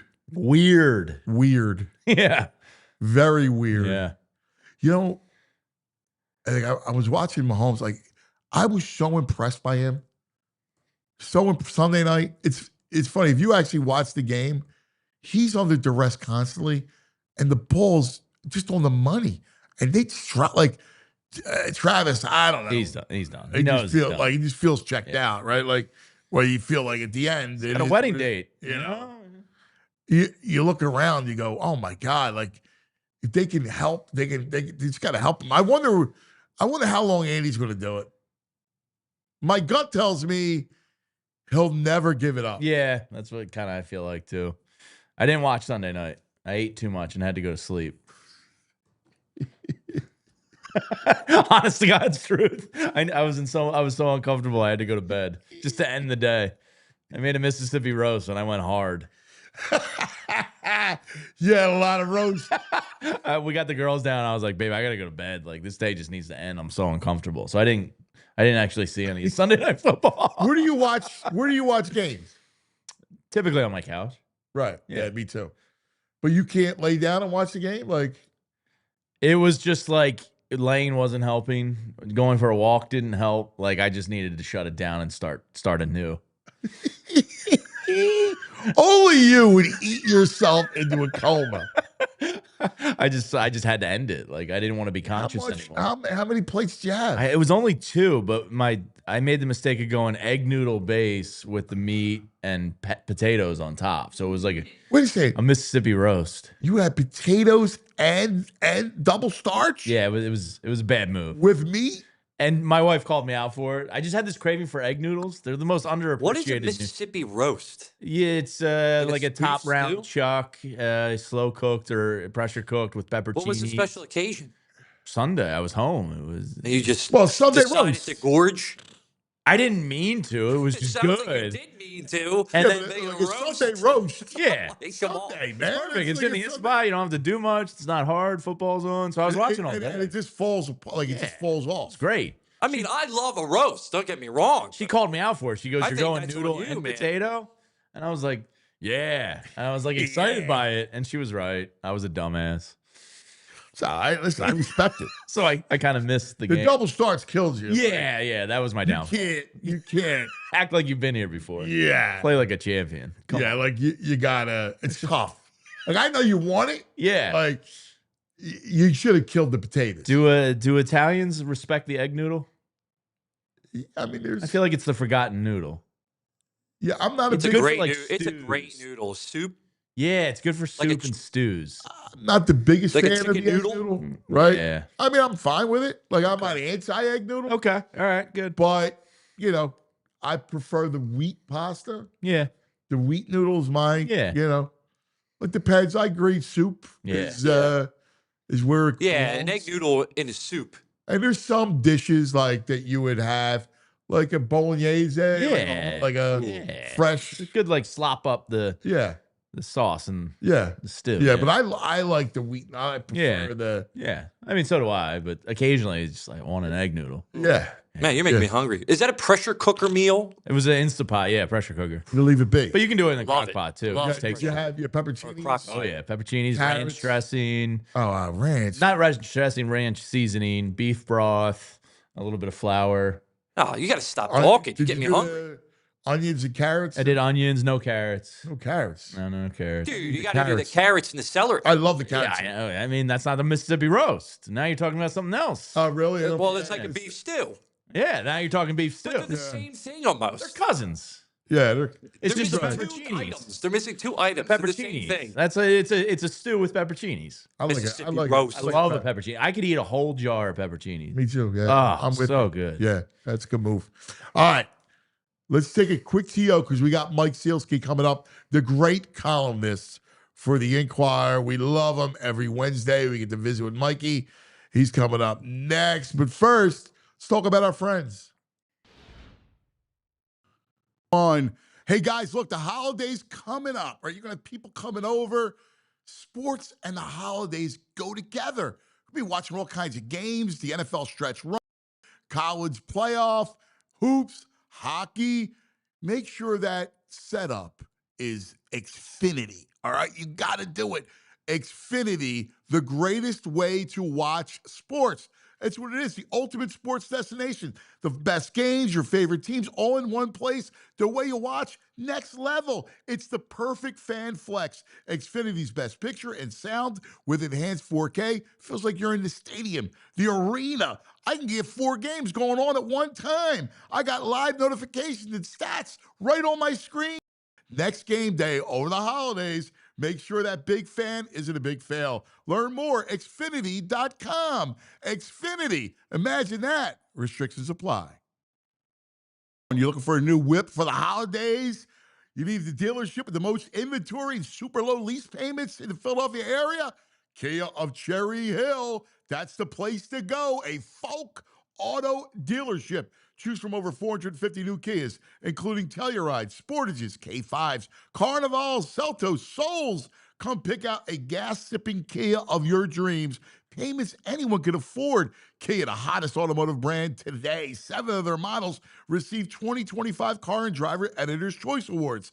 Kia of Cherry Hill has over 100 brand new Kias, MSRPs under $30,000, and over 400 new Kias to choose from, all of which come the best powertrain warranty in the automotive business.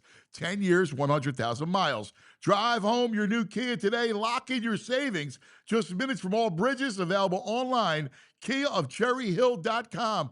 I know people buy Kias elsewhere. I don't know why. I don't get it. I don't know why. All right. Here we go. Go see Bill, by the way. That's my man over at Cherry Hill, Kia of Cherry Hill. Let's get my man Mikey up here. All right. The great Mike Sielski on the Xfinity mobile call-in line. Sielski.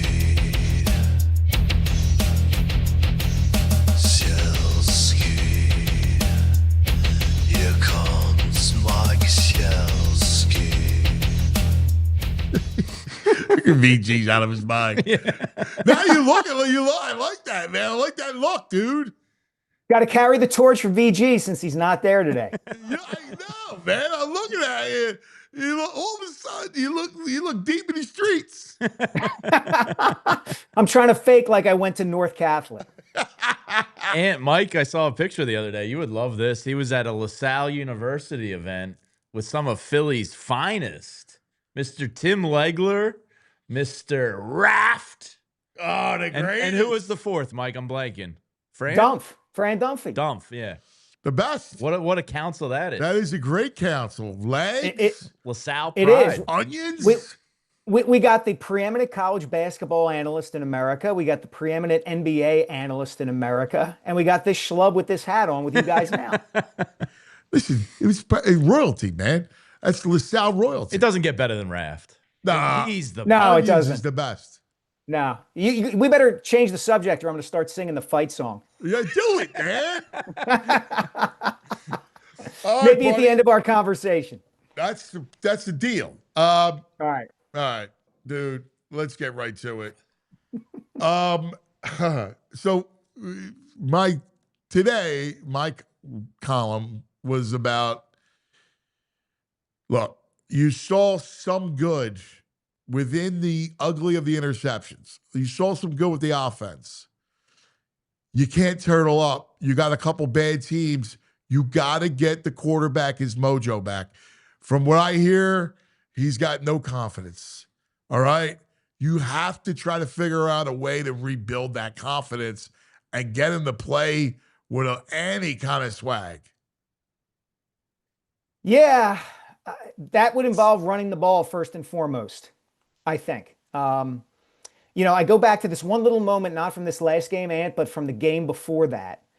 And it's weird to bring his name up now because he did not obviously play well Monday night against the Chargers. But A.J. Brown, after that loss to the Bears, was insistent. We have to run the ball. We have to run the ball. And the implication of him saying that to me, now maybe he didn't intend it this way, but I took that as we have to run the ball because it helps our quarterback. It makes our quarterback better. And look, ever since the bye, they've been trying, it seems like, to kind of force feed the ball to AJ and throw the ball more often, and they can't run it. And I'm tired of the inside zones with the shot, the pistol shotgun handoff and all that stuff. You want to get the quarterback's confidence back. The quarterback's going to have to give a little bit here. The quarterback's going to have to go under center, even though he doesn't like it. And he's going to have to throw out of under center. He's going to have to hand off out of under center. And that's just the way this is. And until they start doing that, you're not going to get his confidence back by having him do what he's been doing since high school. That isn't going to work. Well, especially if he's not going to run. Right.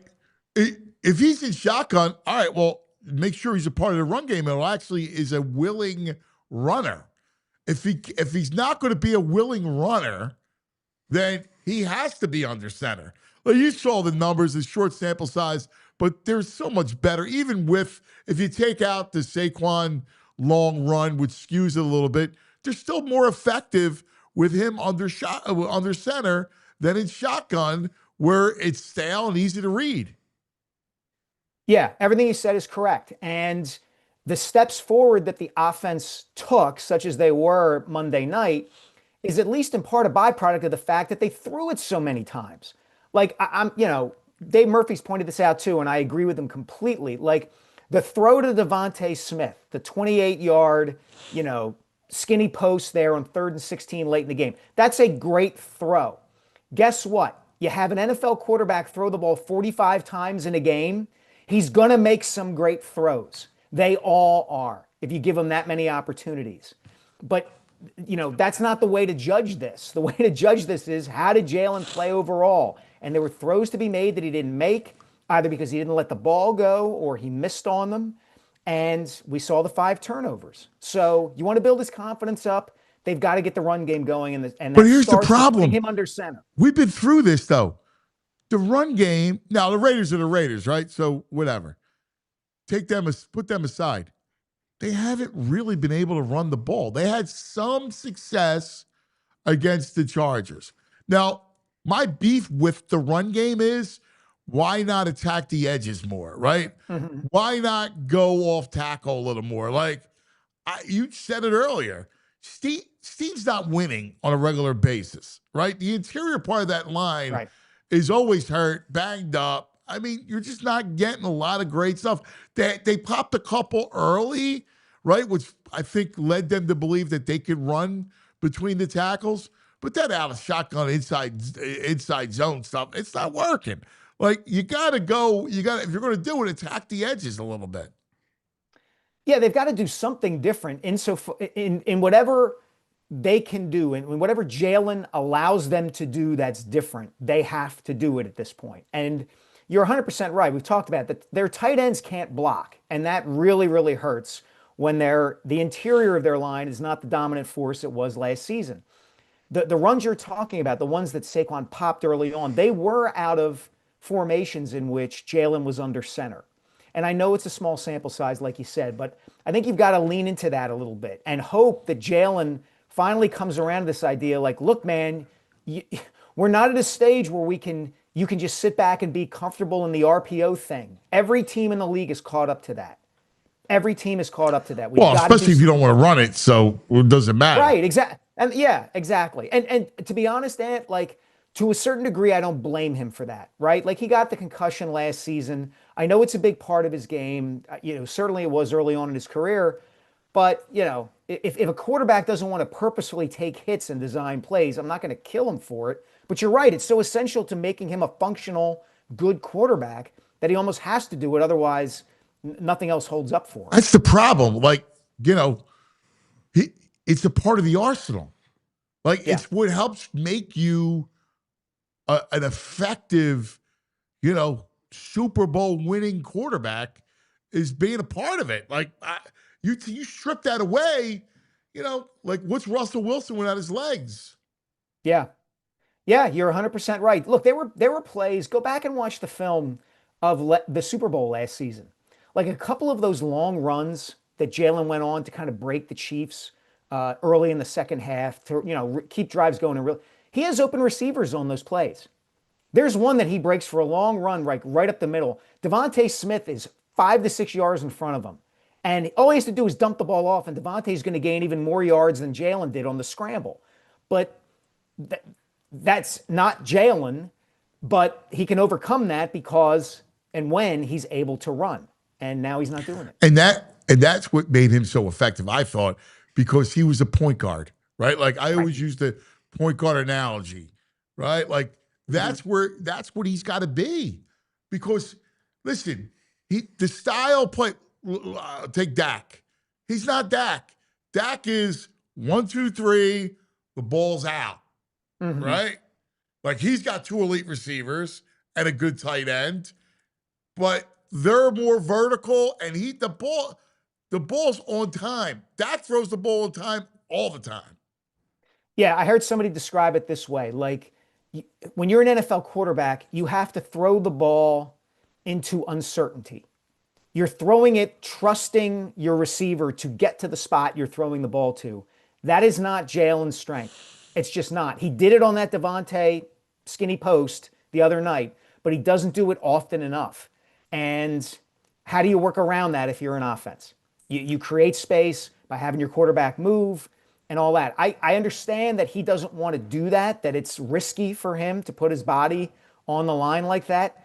But I don't see another alternative here to them changing this offense. So here's the one thing, though.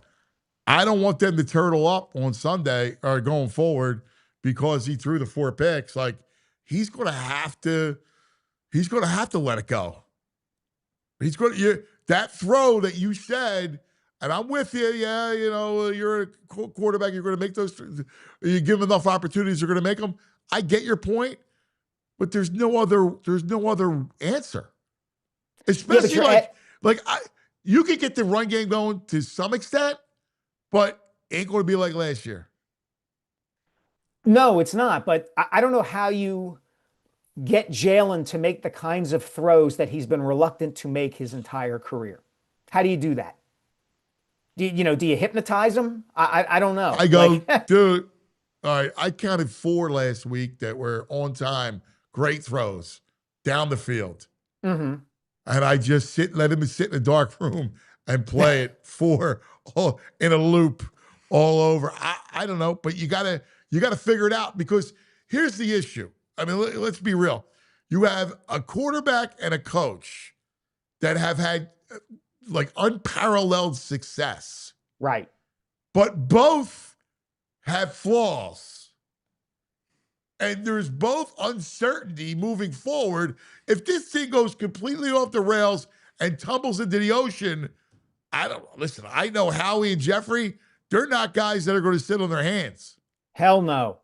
Hell no. And they're especially not going to sit on their hands with respect to the coach, because part of they view the head coach's primary responsibilities as, it's not just win games. It's develop the franchise quarterback who we have invested all this money into. Certainly that's how Jeffrey looks at it. Well, Jeffrey drafted him. It was his guy. Right, exactly. Go back to the Wentz situation, right? Like, I remember that final game of that season when it was clear, when Wentz made his first trade demand. I wrote that night after that word got out that they have to trade Wentz. They have to, because this isn't going to work. As long as Doug Peterson is the head coach and they're not seeing eye to eye, they got to trade Wentz, because Peterson is the one who won the Super Bowl. What did they do? They fired Peterson before they traded Wentz. They tried to make it work with Wentz for as long as they possibly could, because Wentz is the quarterback, and they don't view the franchise quarterback as dispensable as the head coach. So, Nick's got to get this right somehow, because I think you're 100% right. I don't think Jeffrey and Howie will be shy about pulling the trigger if this goes really bad. And I know how crazy that sounds, that the guy just won a Super Bowl. Well, bro was giving me pushback earlier in the show. Jamie, what's up, man? Come on, is the starch like clogging your brain or something? Yeah. Don't ever go potatoes and egg noodles, Mike. That's awesome, man. That's like an Italian dish at a suburban Indianapolis restaurant or something. Double starch. Go ahead. About Sirianni? Yeah. Yeah, I mean, I think at most the seat would be lukewarm. I don't think it's anywhere near hot yet. I think Patullo's the obvious scapegoat here. I guess, but Patullo is Sirianni's guy. Yeah. And, I just would find it hard to believe that there wouldn't be, because this would be the second time that they would have thought seriously about replacing him a year after a Super Bowl. Like, how many of these are you going to go through where the team, you get to the Super Bowl, you win it or lose it, the following season, the team collapses. The first time you really thought hard about saying goodbye to this guy and you didn't do it. And now it's happened again. Fool me once, shame on, et cetera, et cetera. Yeah, but he showed a bounce back to the highest level. And if you don't want to, if he doesn't get all the credit for the Super Bowl, that's fine. But like, he did take him from the doldrums to the mountaintop, and I think that carries some weight. Doug wouldn't part with Gro. Come back you're from the offensive side of the ball, but that's the issue. You won, but if the issue is Hurts internally, then I think that is pro Sirianni. See, I don't. I think Jeffrey and Howie might be inclined to look at it and say, "You're our head coach. Like, you're supposed to make this work." But if they know they're dealing with a stubborn quarterback that isn't listening They to were game, dealing with a stubborn quarterback in Carson Wentz, and they penalized Doug in part because he couldn't make it work. I'm not saying why can't I'm we not just saying, be normal? That's a great question. But man. here's what you're missing though.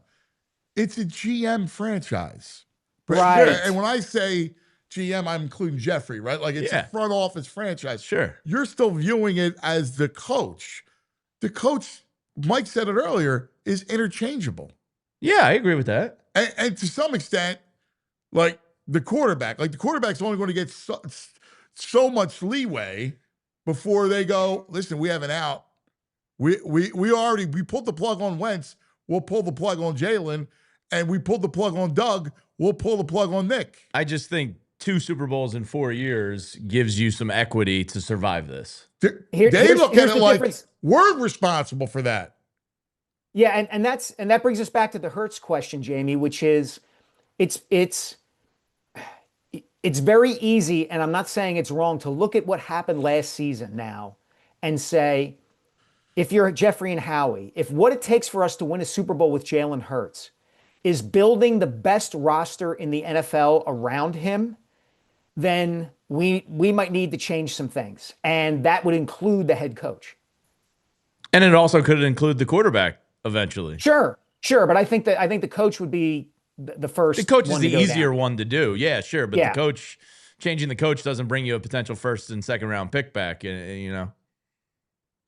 Yeah, look, I mean, it's really fascinating. It is. I mean, it's so weird to think that this organization that for years and years has been about the quarterback is kind of the centerpiece of the team and the spokesman of the team, and we go and get Donovan and we rehabilitate Michael Vick and we draft Carson Wentz and trade up to get him. And the 2 Super Bowls that they won, I know, were with the guy who they drafted in the second round to be a cheap backup, and who they had to build this incredible running offense around, and another backup quarterback in Nick Foles. Yeah. So, they're going to look at that at some level and say, we can do this, guys. Yeah. But it's more sustainable if you just get the guy.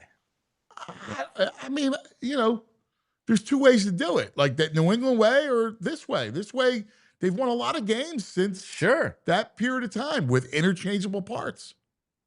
That's not sustainable. I mean, I don't know. It's more difficult, I should say. Since 17, I mean, you're going on 8 years of this with interchangeable parts.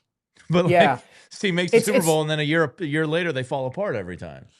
Well, I mean, they're still winning tons of games, right? Sure. Yeah, it's an interesting question. Like, how many of those guys are out there? Guys who you just plug in. Like, you remember Joe Banner talking about this, about how if you get the right quarterback, you will be in contention every single year, right? Like that's what they wanted with Donovan. That's why they went and got him. And that's basically what happened during that period, right? Like for all the lamenting we did, and rightfully so, about he didn't have weapons in 2001 and 2002 and 3, et cetera. Like they were in contention. They could have gotten to and won a Super Bowl before they finally got T.O.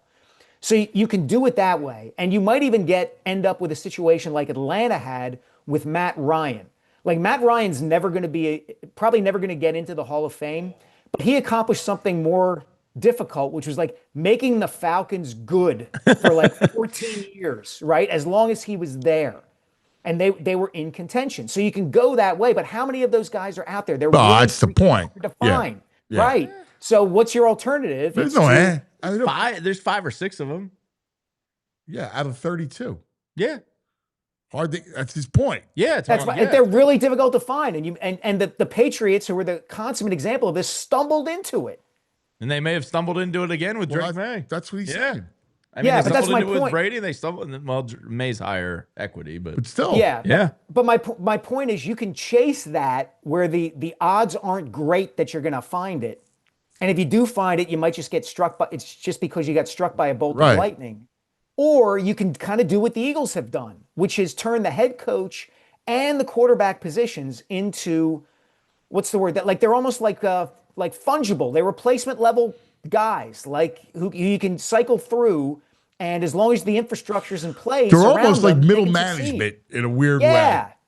Yeah, and I don't mean to insult Nick, especially, and Doug in that way, but let's be honest about what's going on. I mean, here neither of them were McVay McVay or Shanahan. Let's be real, right? Like, right. They're But not there's, gurus. There's still Yeah. a never-ending quest to find that guy. The quarterback. Yeah. Yeah, well, if So you like, happen to even if you find have it- a middle management piece that's replaceable, you're still in the back of your mind want that Mahomes, want that Brady. Like, Yeah, Sure. but his point is like, all right, we know it's hard to get, so I'll keep playing this game until I stumble into one. yeah. Right. Yeah, right. And I wonder if they learned something from the whole Wentz thing. Like giving up all they gave up to move up to get him, and then having it ultimately like kind of not really work out, and having to get rid of him within 4 years or so. I wonder if that changed their thinking about it. Not necessarily with respect to the quarterback. I don't know. I wonder about it sometimes. Yeah, I do too. All right. Let's switch gears for a minute because it was interesting, the response after the Phillies signed Schwarber. I do a little social piece and a lot of pushback on the Schwarber thing. Yeah. And here's my response to that. My retort is you still you can't delete 50 home runs out of a lineup that lacks power and be taken seriously. So I think it's a moment to be celebrated. Now you need to add the right-handed power bat to him, but I thought it was the necessary thing to do. Like all this talk about getting young, well, give me a pathway to getting young because I don't see one. Yeah, it's interesting we're talking about this, and so I'm on a text thread with some good friends of mine, all of whom are rabid Phillies fans, and they are not happy about the Schwarber thing. And these are guys in their 40s to 50s, and one of them's like he's Matt Stairs with better publicity. Jeez. Wow. Which is rough, right? Yes. And I think fans, and I understand this to a degree, right? Like the Phillies have come close year after year after year, and fans are frustrated that they can't get over the top and that, Schwarber hasn't hit much in the last couple of Octobers. But I think they forget sometimes that there's not like a magic World Series winning wand under glass. And the glass doesn't say break in case of bad Octobers. And the Phillies just don't want to break the glass. Like they just refuse. Like, oh no, we're content to make money and lose in the playoffs. Like, if not Kyle Schwarber, what? Do you really want to rebuild this thing with young players? Really? Give me the dozens of prospects that are in the Phillies system right now. Yeah, Aiden Miller, we hear the same names over and over again, the same few names. Who are you going to get instead? What's the alternative here? And the guy's been better. What's the stat? Dave Murph had this in his comp. From age 30 to 32, Schwarber has hit more home runs during that period than Babe Ruth did when he was 30 to 32. Like, the guy's gotten better the last couple of years. And to your point, against left-handed pitching, which used to be an issue, he killed left-handed pitching. Yeah, if there were ever an older player who you were going to take a chance on that would fulfill this kind of contract, it's Kyle Schwarber. He's in better shape now than he has been for the last couple of years. He doesn't play in the field. He's got a really repeatable swing. Like, this is the profile of the kind of guy who stays productive when he's 35 and 36. And look, 5 years, yeah, that fifth year is probably going to stink. It probably is. You factor that into the economics of baseball now because that's the way the market is playing out. And you're right, they do need a right-handed bat. Then go get Alex Bregman in addition to Kyle Schwarber. Like, don't substitute one for the other. Bregman wasn't as good last season as Schwarber was. He wasn't as productive. So again, what's the alternative here? Don't just be frustrated that the guy you've watched the last few years, who you get angry with because he hasn't hit in the playoffs, is coming back. And if you want something different, give me the alternative. Because I don't see one. Yes. Hang on one second, Mikey. We are in OT, overtime in the city. That's right, overtime, baby. Make sure you're watching, if you're watching on the Xfinity platform or Roku or any other place, come to YouTube where we continue and subscribe and like, and we appreciate it. It helps the algorithm, you name it. Mikey, the aspect of him, and like I look at the lineup, and even in the playoffs, like he had started the Mets series off with a home run. He did have a home run against the Dodgers. Like He's not the issue, right? Like if I'm looking around at the lineup, I'm not pointing at Schwarber as an issue. They need to get Harper back. And he's got to become back to his MVP type caliber year.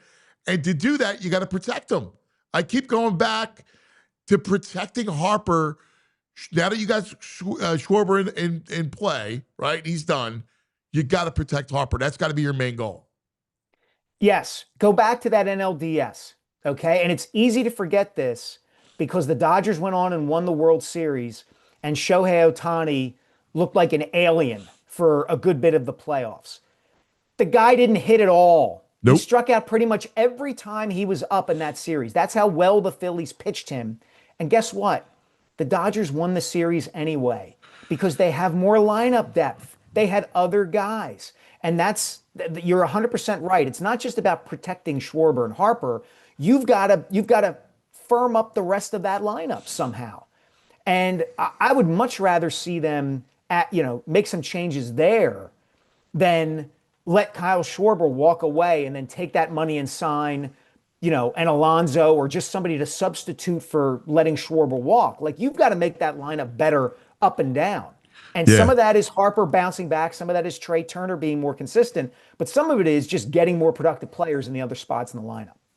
Would you roll the dice on Buxton and trade for Buxton? Because apparently he might be willing to now waive his no trade. You've already dealt with Minnesota. Would you look at, because he's a guy that, man, if he's healthy, he's dynamic and he fills a huge need with the center field. Yeah, we had talked about this earlier, months ago, like making that trade in the middle of a season, and I said no. But I'm rethinking it now. Like, you're in an all-in stage now, right now, and I know that, and we've talked about this too. Like, you want to sustain, very good or good baseball for as long as you can, and you need prospects to develop and younger players to fill in. But, you just signed Schwarber. You've got Aaron Nola, who you have to hope bounces back. How long are you going to have Chris Sanchez and Jesus Luzardo pitching as well as they're pitching right now? Take the chance, go get him, and let's see where he can fit in. What about Marte? Would you look at Kettle Marte and say, all right, I'll move Stott to short and Turner to center? Yeah, is Turner going to go along with that? Is he going to be like Jalen throwing the ball over the middle and just say, I'm not going to do it? I mean, I got to have everything on the table. I go, hey, Captain America, I need you to play center. All right? Like, you know how it is. I mean, it's not like, it's a demotion. Like, center field is center field. I'm sorry. I need you. Like, I got to fix the lineup. If that means I need Bryce in the outfield and move Bryce and get a first baseman, I got to figure everything's on the table, right? Stott can play short, and I think Turner can play center. So if I got to do that, I'll do that. Yeah, maybe I make the Mookie Betts pitch to him. Like, look, Mookie did it. Mookie moves around, does whatever the Dodgers need him to do, and he's still able to be an incredibly productive player, and they're able to win championships. And look, at some level, you have to appeal to these guys' egos, right? Like, Trey is not. It hadn't all been, sunshines and rainbows for Trey Turner here in Philadelphia. I think people would give him some grace if he made the move to center field. Maybe you make the pitch to him that way. Like, look, like, it'll be easier on you. I don't know. I don't know what the key is to reaching guys like that, guys like this, who you've invested that much money in for that long a period of time, where they feel like they can dictate terms. It's to one degree or another, Ant.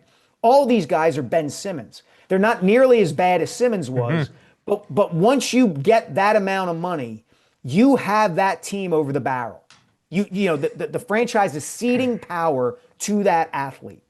And it's only a question of whether the athlete's going to use the power for good or for evil. Wow. That's a great way to, that's brilliant. Use the power for good or evil. That's so good. That's excellent. Ben Simmons but is it's a true fisherman now. Yeah. Yeah, but that's the reality of it, right? Like, once the Sixers gave Simmons that extension, he owned them.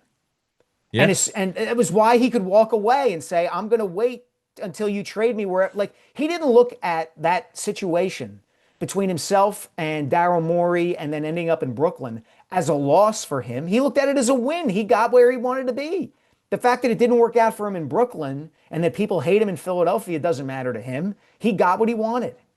And that's what sports is now, to one degree or another. You are banking that if I sign Simmons or Trey Turner or Bryce Harper to whatever this contract is, that they will, we hope that they will meet our expectations and work on behalf of the franchise and do the things that need to be done to win. Because if they don't, what are you going to do? It's so fascinating, man. It really is. It's crazy. I was having this conversation last night because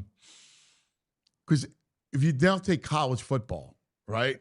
Like that whole cesspool. Sure. That is the athlete. Now, I'm happy that the kids are getting paid, right?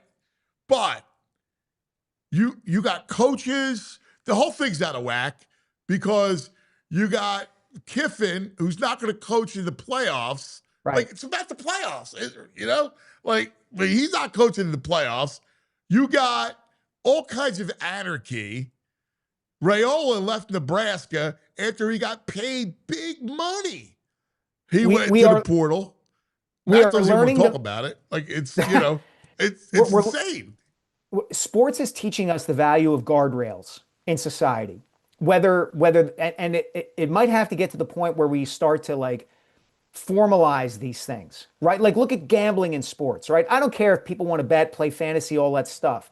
But it used to be that you had to kind of sneak your way to the OTB and go to your bookie and do what you do. And there was a little hint of disreputableness to it. And that kind of kept everybody on the up and up, right? And now those guardrails are gone. They're just not there anymore. And the fox is not only in the hen house, but he's going to be the one checking to make sure that the hens are all good, right there in charge of that too. So we get what we get, which is, scandal and inundation with advertisements and just craziness. It is. It's insane. Like, you turn on any game and count the number of commercials. Like, listen, it funds media. Yeah. So sure. I'm not going to thumb my nose at it because it thumbs media. But the proliferation of it is throws us all off kilter. Right. And the stigma of it is going away too. Yeah. That's the thing. It's going to be harder, I don't understand the people who are like, well, this has always happened and we're just finding out, we're finding out about it more frequently now. No, it's happening more frequently now because there's no societal stigma to it. That's going away. It's becoming just part of what athletes and fans do. And it's going to lead sports, if we don't figure this out, to becoming pro wrestling. Well, it just is. And then let's go back to college football for a second and look at the University of Utah. Private equity is here. Yeah. $500 million for the Utah sports program. They're waiting. Utah gets $500 million. What's Michigan going to get? Exactly. $2 billion? Exactly. Do you understand how much brandy the Christian brothers would have to sell to get LaSalle anywhere in that realm in college basketball? It's just the big schools are going to break off. I don't even know what's going to happen. I think anybody who makes any kind of predictions is nuts. It is. And there needs to be a commissioner. There now needs to be a CBA. You have to have a CBA. There's got to be a governor. You can't have a whole system where you talk about guardrails, there's no guardrails. Yeah. There's nothing. It's you know what it is? And remember the movie Network? Yes. Mad as hell, not going to take it anymore. There's that one scene where Ned Beatty plays the billionaire media mogul. And he's like, there are no countries, there is only IBM, there are only corporations, right? There is only one holistic system of dollars. That's sports now. There is only one holistic system of dollars. Ben Simmons got his dollars. He doesn't care where he gets them from the Sixers or the Nets or whoever. He got his dollars. Same thing's happening in college sports. Utah now has the dollars. And here we are. Yeah. And you were raising kids that have no loyalty. my biggest fear is, as someone who's preached 4 for 4, well, that's going to be archaic at some point. Yeah, because there are only so many regions of the country that have the loyal hometown affinity that Philadelphians have for their teams. You've got it in Boston, you've got it in Philly, you've got it to a degree in Chicago. You don't really have it in LA even. Like, people aren't proud to be from Los Angeles. I mean, go look at the Chargers games. The Eagles fans ruled that stadium. Right. Yeah, exactly right. You'll have it for your alma mater, maybe, if you're a college football fan. But that's going away because everything is accessible now. Yeah. All roads lead back to Rocky. Yes, they do. You know what was on the other night? I watched it. Chuck. Do you see the movie Chuck? The documentary. Oh, the movie, the Liv Schreiber movie about Wepner. Yeah. Yeah, I haven't seen it. I've seen some documentaries about Wepner, and I spent a day with him for the book. But I haven't seen that movie. Well, you should watch it. You should watch it. It kind of came and went. Yeah. I had not seen it. And it was on. I watched it. And it was really interesting because, it was about his latter years and his obsession with Stallone. Yes. And he was like, oh, I'm Rocky. I'm right. Like, this obsession with it was wild. Yeah, and especially because Wepner wasn't really the inspiration for the character, right? Rocky Marciano was. Stallone used Wepner and has talked about Wepner, but Marciano was really the fighter who the character was based on. Right, and a lot of great characters are amalgamations, right? Of course. Of course. That's all. Yeah, that's all part of it. Yeah, I got basically like a chapter to finish, and then I'm done, and then I'm going to celebrate into the new year, and then get back. Dude, to the grind. I want to drink with you. What's the last chapter? So I got the last chapter is the Oscars. And I just found this interesting thing. I think I can share this. So you guys might, Jamie, you probably remember this too. Stallone hosted Saturday Night Live once, only one time. He was the season 23 host in its premiere in like 1997. And there was a skit that he did where he's a guy who used to work at an Orange Julius. And he's now working at a computer store. And he's like, he's a kind of a weird guy. And all he wants to do is work at an Orange Julius. Adam McKay wrote the sketch. No way. Temple U. Temple U's Adam McKay. So I just did some research. I found out what Stallone was doing the day of the 1977 Academy Awards. And he and his brother Frank ride a limo, and they're on their way to the theater for the ceremony. And Stallone tells the limo driver to pull over and stop at a fast food joint. And what does Stallone get at the fast food joint? An Orange Julius. Wow. Yeah. So I don't know if McKay knew that story or not. I don't think he probably didn't. If that's an amazing coincidence if he didn't. But yeah, that's what Sly did on his way to the biggest night of his career in his life. He stopped at a fast food joint and had an Orange Julius. Dude, I just saw a clip come up on Instagram of the awards. I guess this was in the 70s when the movie came out, when Ali comes on stage. Yep. Yeah, he came on stage and Stallone presented an award earlier in the night, and Ali came up behind him, and they kind of shadow box. And I mean, Stallone to this day really resents that he did not get an Oscar that night. The movie won Best Director, John Avildsen. It got Best Picture, and it got Best Editing. And when it got Best Picture, the producers pulled Stallone up on stage. There you go. That's it. That's awesome. That's the last shot of that sketch is Stallone back at the Orange Julius. That's awesome. Cool. I never had an Orange Julius. Yeah, it's great. It's just like it's like a souped up orange juice. Yeah, the creamsicle type. Creamsicle. Yeah. Okay. Yeah, exactly. Like orange milkshake. Yeah. I would like that. Creamsicle. Yeah. Could you not like a creamsicle? Yeah. Delicious. I'm in. Yeah. He should have won. He should have won. He should have won for best screenplay. Yeah. The cultural impact of that movie. My God. Yeah, but he lost to Patty Chayefsky in Network. and Network is one of the best written movies in the history of movies. Yeah. Like, Yeah. I mean, Rocky screenplay is great. No, but you're also, right. you know, I forgot. I didn't know. Yeah, and also Stallone was the newcomer. In fact, Chayefsky told him heading into the Oscars, "You know you're not going to win. I'm the president of the Screenwriters Guild. You're not going to win." Wow. I've never seen Network. Yeah. Oh, it's classic. Oh, Yeah, it holds up. It's like It holds up. like you should. You're All a right. film guy. I'll put it on the list. You're a story Yeah. guy. You should see Network. It's The cast is amazing. The Yeah. writing's amazing. Yeah.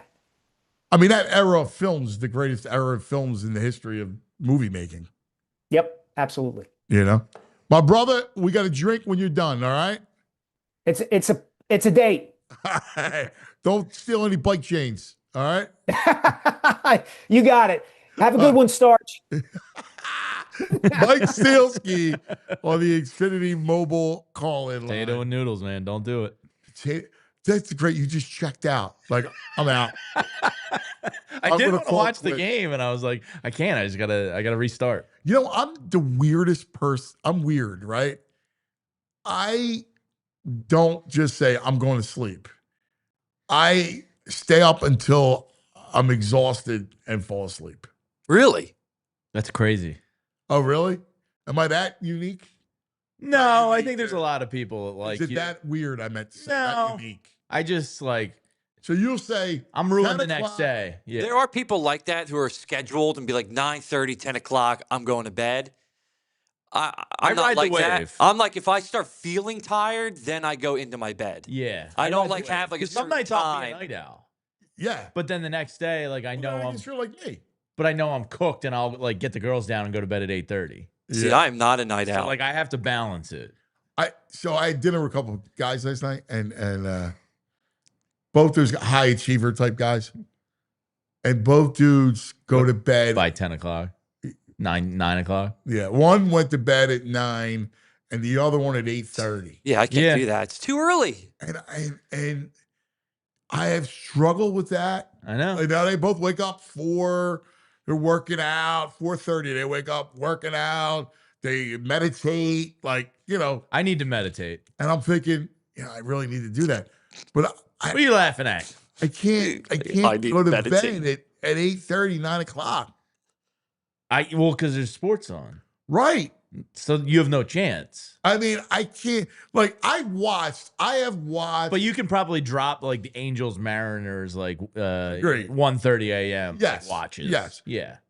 I have watched every standalone Sunday night, Thursday night, Yeah. Monday night. See, like Sunday, I wanted to watch the game and I was like, I'm not gonna allow Chiefs on Sunday Night Football to ruin my Monday because I had Monday Night Football. Like I look at my week. There was only one game I missed. It was a Thursday night game. Yeah, that's crazy. Thursday Night Football should not make you tired for the rest of your Like, week. I never, There's some bad Thursday Night Football. I missed one this year because I was so tired. And like, I do the park show, yeah, right? So there was you're one. the busiest person I know. You got to get some sleep. So, and we had practice and all that stuff. Yeah. So there was one Thursday I missed, but I watched every Sunday night, Monday night. Yeah, that's Thursday night game. crazy. That's If it's a crazy. bad game, I'm like, yeah, I'm good. But some of those games aren't ending until like 11:30. Yeah. Now, if we were West Coast, we'd watch them all, you know, because And it's like you're done at like 6 o'clock. No, I feel like Here's something you'll hate. They have like 3-minute recaps on like the I NFL. can't do it. I know. There's I know you something hate that. about. I love football. Yeah. Like I do. I love it. I'm starting to worry. Like I really love it. Like your passion. I'm sad that college is over. I know. But the playoffs. Well, are I mean the on. play, right? Yeah. Yeah, but you get it. Like, Yeah. Yeah, but the best team is out of it. So what's the point of even watching? No, Best team with the best win being Pitt and USC. Oh, dude, the Irish. Come You on. can't come out and get anti-Irish. I mean, play some people. Yeah. come on. You had This is all sad, the dude. people. How How long long does does not not an need to be told to play people? Dude, they don't duck. They're not duckers. This was a joint conference Yeah, they should. because they're jealous that they They got need all a the money. rivalry. Big Ten. You know Let's go. that Last They should year, be in the Big Ten. because of their run, the school pocketed $20 million. So happy for them. Right? No, it's just funny how it works, right? Yeah, they're a Because cash cow. normally that money goes to the conference Yeah. and gets whacked up. Yeah, so they're not going to join a conference. You know, it's Well, then you got to live with the repercussions. Big Ten. Making your run it. bed, sleep in it. Ohio State, move over. Piggies. You greedy The Irish. piggies. Get in a conference. Get some rivalries. Piggies. Play some competition. Piggies. Here come the Irish. Yeah. All right. I just listen. As a fan, I feel like I got cheated. I got cheated. I get it. It was a I cheat. mean, Jeremiah Love, Yeah, I get it. Darian Price, They're better than a JMU. They're better, but they got to play people to get in. JMU. I want to see JMU. I do love an underdog. Like I don't. Not football. Lose first round. Indiana. They're going to get destroyed. I gotta tell you. Oregon is going to destroy JMU. Yeah, probably. A waste of time. What's that line?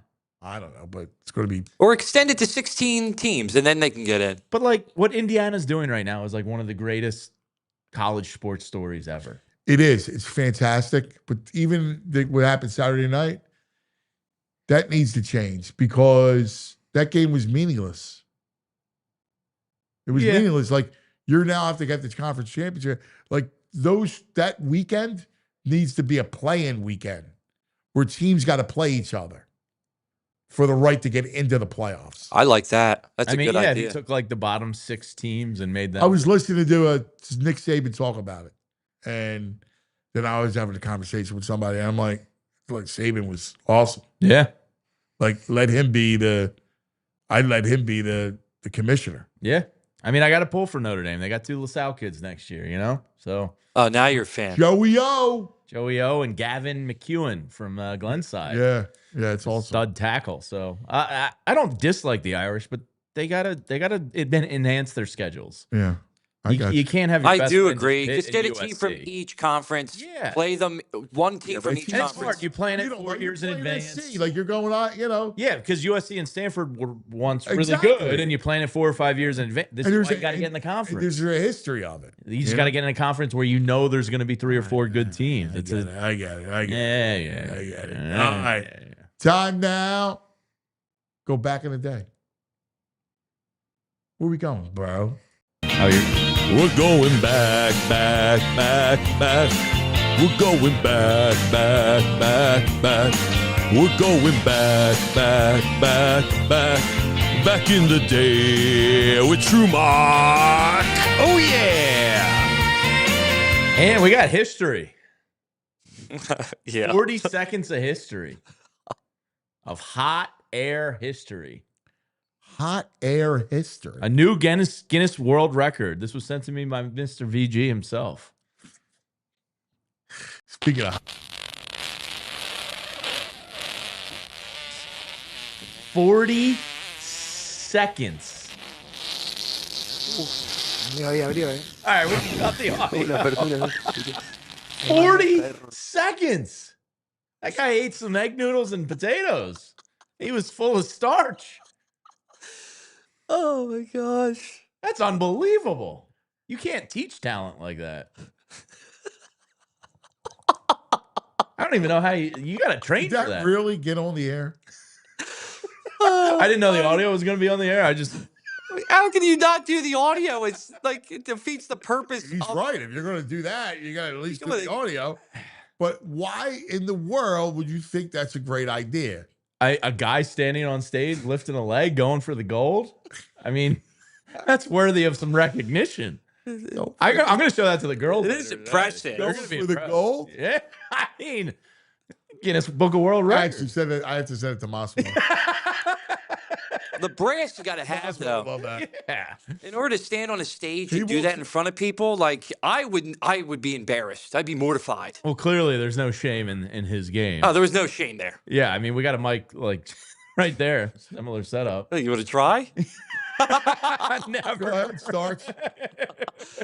We'll load you up on starches. Starchy. Yeah, and we got one more for you. You coach 7th and 8th grade boys basketball. If you saw, No. want to know? Let's go St. Margaret's, defending champs, right? Yeah. Yeah, hell yeah.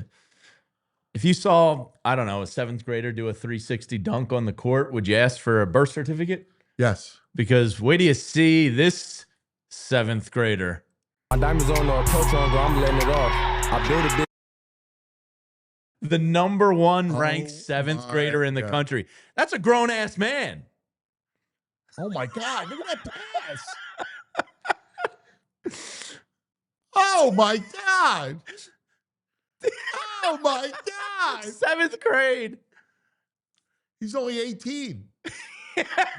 No way this kid is 13 years old. Nah.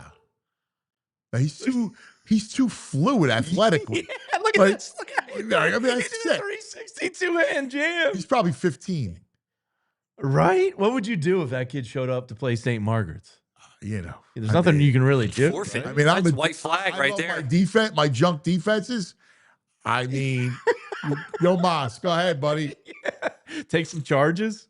Oh my God, that's sick. Outrageous. Seventh grade. Wow. I mean, I want to crazy. believe it's valid, but Well, he's probably in 7th grade, but because you know there's going to be a spotlight. on him. Theoretically, he's probably 15 years old.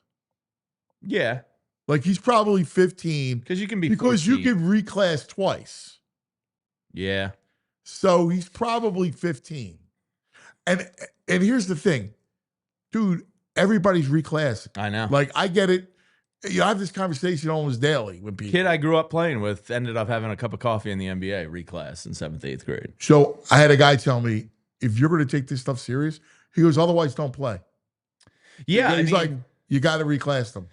like physically the difference when I was playing college lacrosse freshman year to even high school, like there was like that extra year is like it's night and day. So like if you can do that at an earlier age and reset, like physically it's going to pay dividends for you. Yeah. It's just everybody hits that year mark at different areas. So if you reset, yeah, I mean it makes sense. I mean, again, like I'm looking, you know, kids go through puberty. You don't know when they're going to go through a growth spurt. Oh yeah, mine was freshman year of college. Like you don't know when that happens. We went to a fall ball tournament and I had friends and family like show up and people were like, "Whoa!" Really? Yeah, like I got College. a lot bigger. Yeah. Just shoulders, I was high school. legs, You don't know when it height, happens. all Yeah, of it. Yeah. Yeah, Yeah, I That's was the tricky 6'3" in high school. yeah. I was not. I was a Yeah. beanpole in high school. It's a shame I was a theater kid and didn't play basketball. Yeah. That fits. All right. That's going to do it for us today, everybody. We love you guys. Thanks, chat. Yeah, thank Guys. everybody in that chat. Hit that Hey, thumbs up before you get out of here. Real quick, just a quick let you guys know where we're going to be. Monday at the Cherry Hill Mall, Dick's Sporting Goods. Yep. Don't forget, we got a $500 gift card Come on for out. Dick's, so Big, you big, got to big. come and check it out at the Cherry Hill Mall. Then Thursday, The 18th, we're going to be at the Macy's Holiday Light Show Wanamaker at the Building. Wanamaker Building, right downtown Center City. There is a time change on that show. That is It's a 12 to 2 show, Right. so that it's open to the public, so people can come on You out. can see it, the light show. I mean, we don't know what's going to happen. The future of the show, like Sure. this thing is going to be It's a Philadelphia it's a institution. tradition. So we want you to come out and hang with us at the light show. It'll be a lot of fun. Yeah, that's courtesy of our friends over at Xfinity. And then Monday, the following Monday, also another Xfinity remote. We're going Reading to be Terminal. back at the Reading Terminal Market on the 22nd. Eating, get ready for the holidays. Swing on by, do your shopping. Come hang with us. Give us a high five. We'd love to see everybody. So that's our schedule coming up. We'll remind you guys, but have a great day, okay? We love you. We'll see you in the morning. See ya. We all silly like the mayor.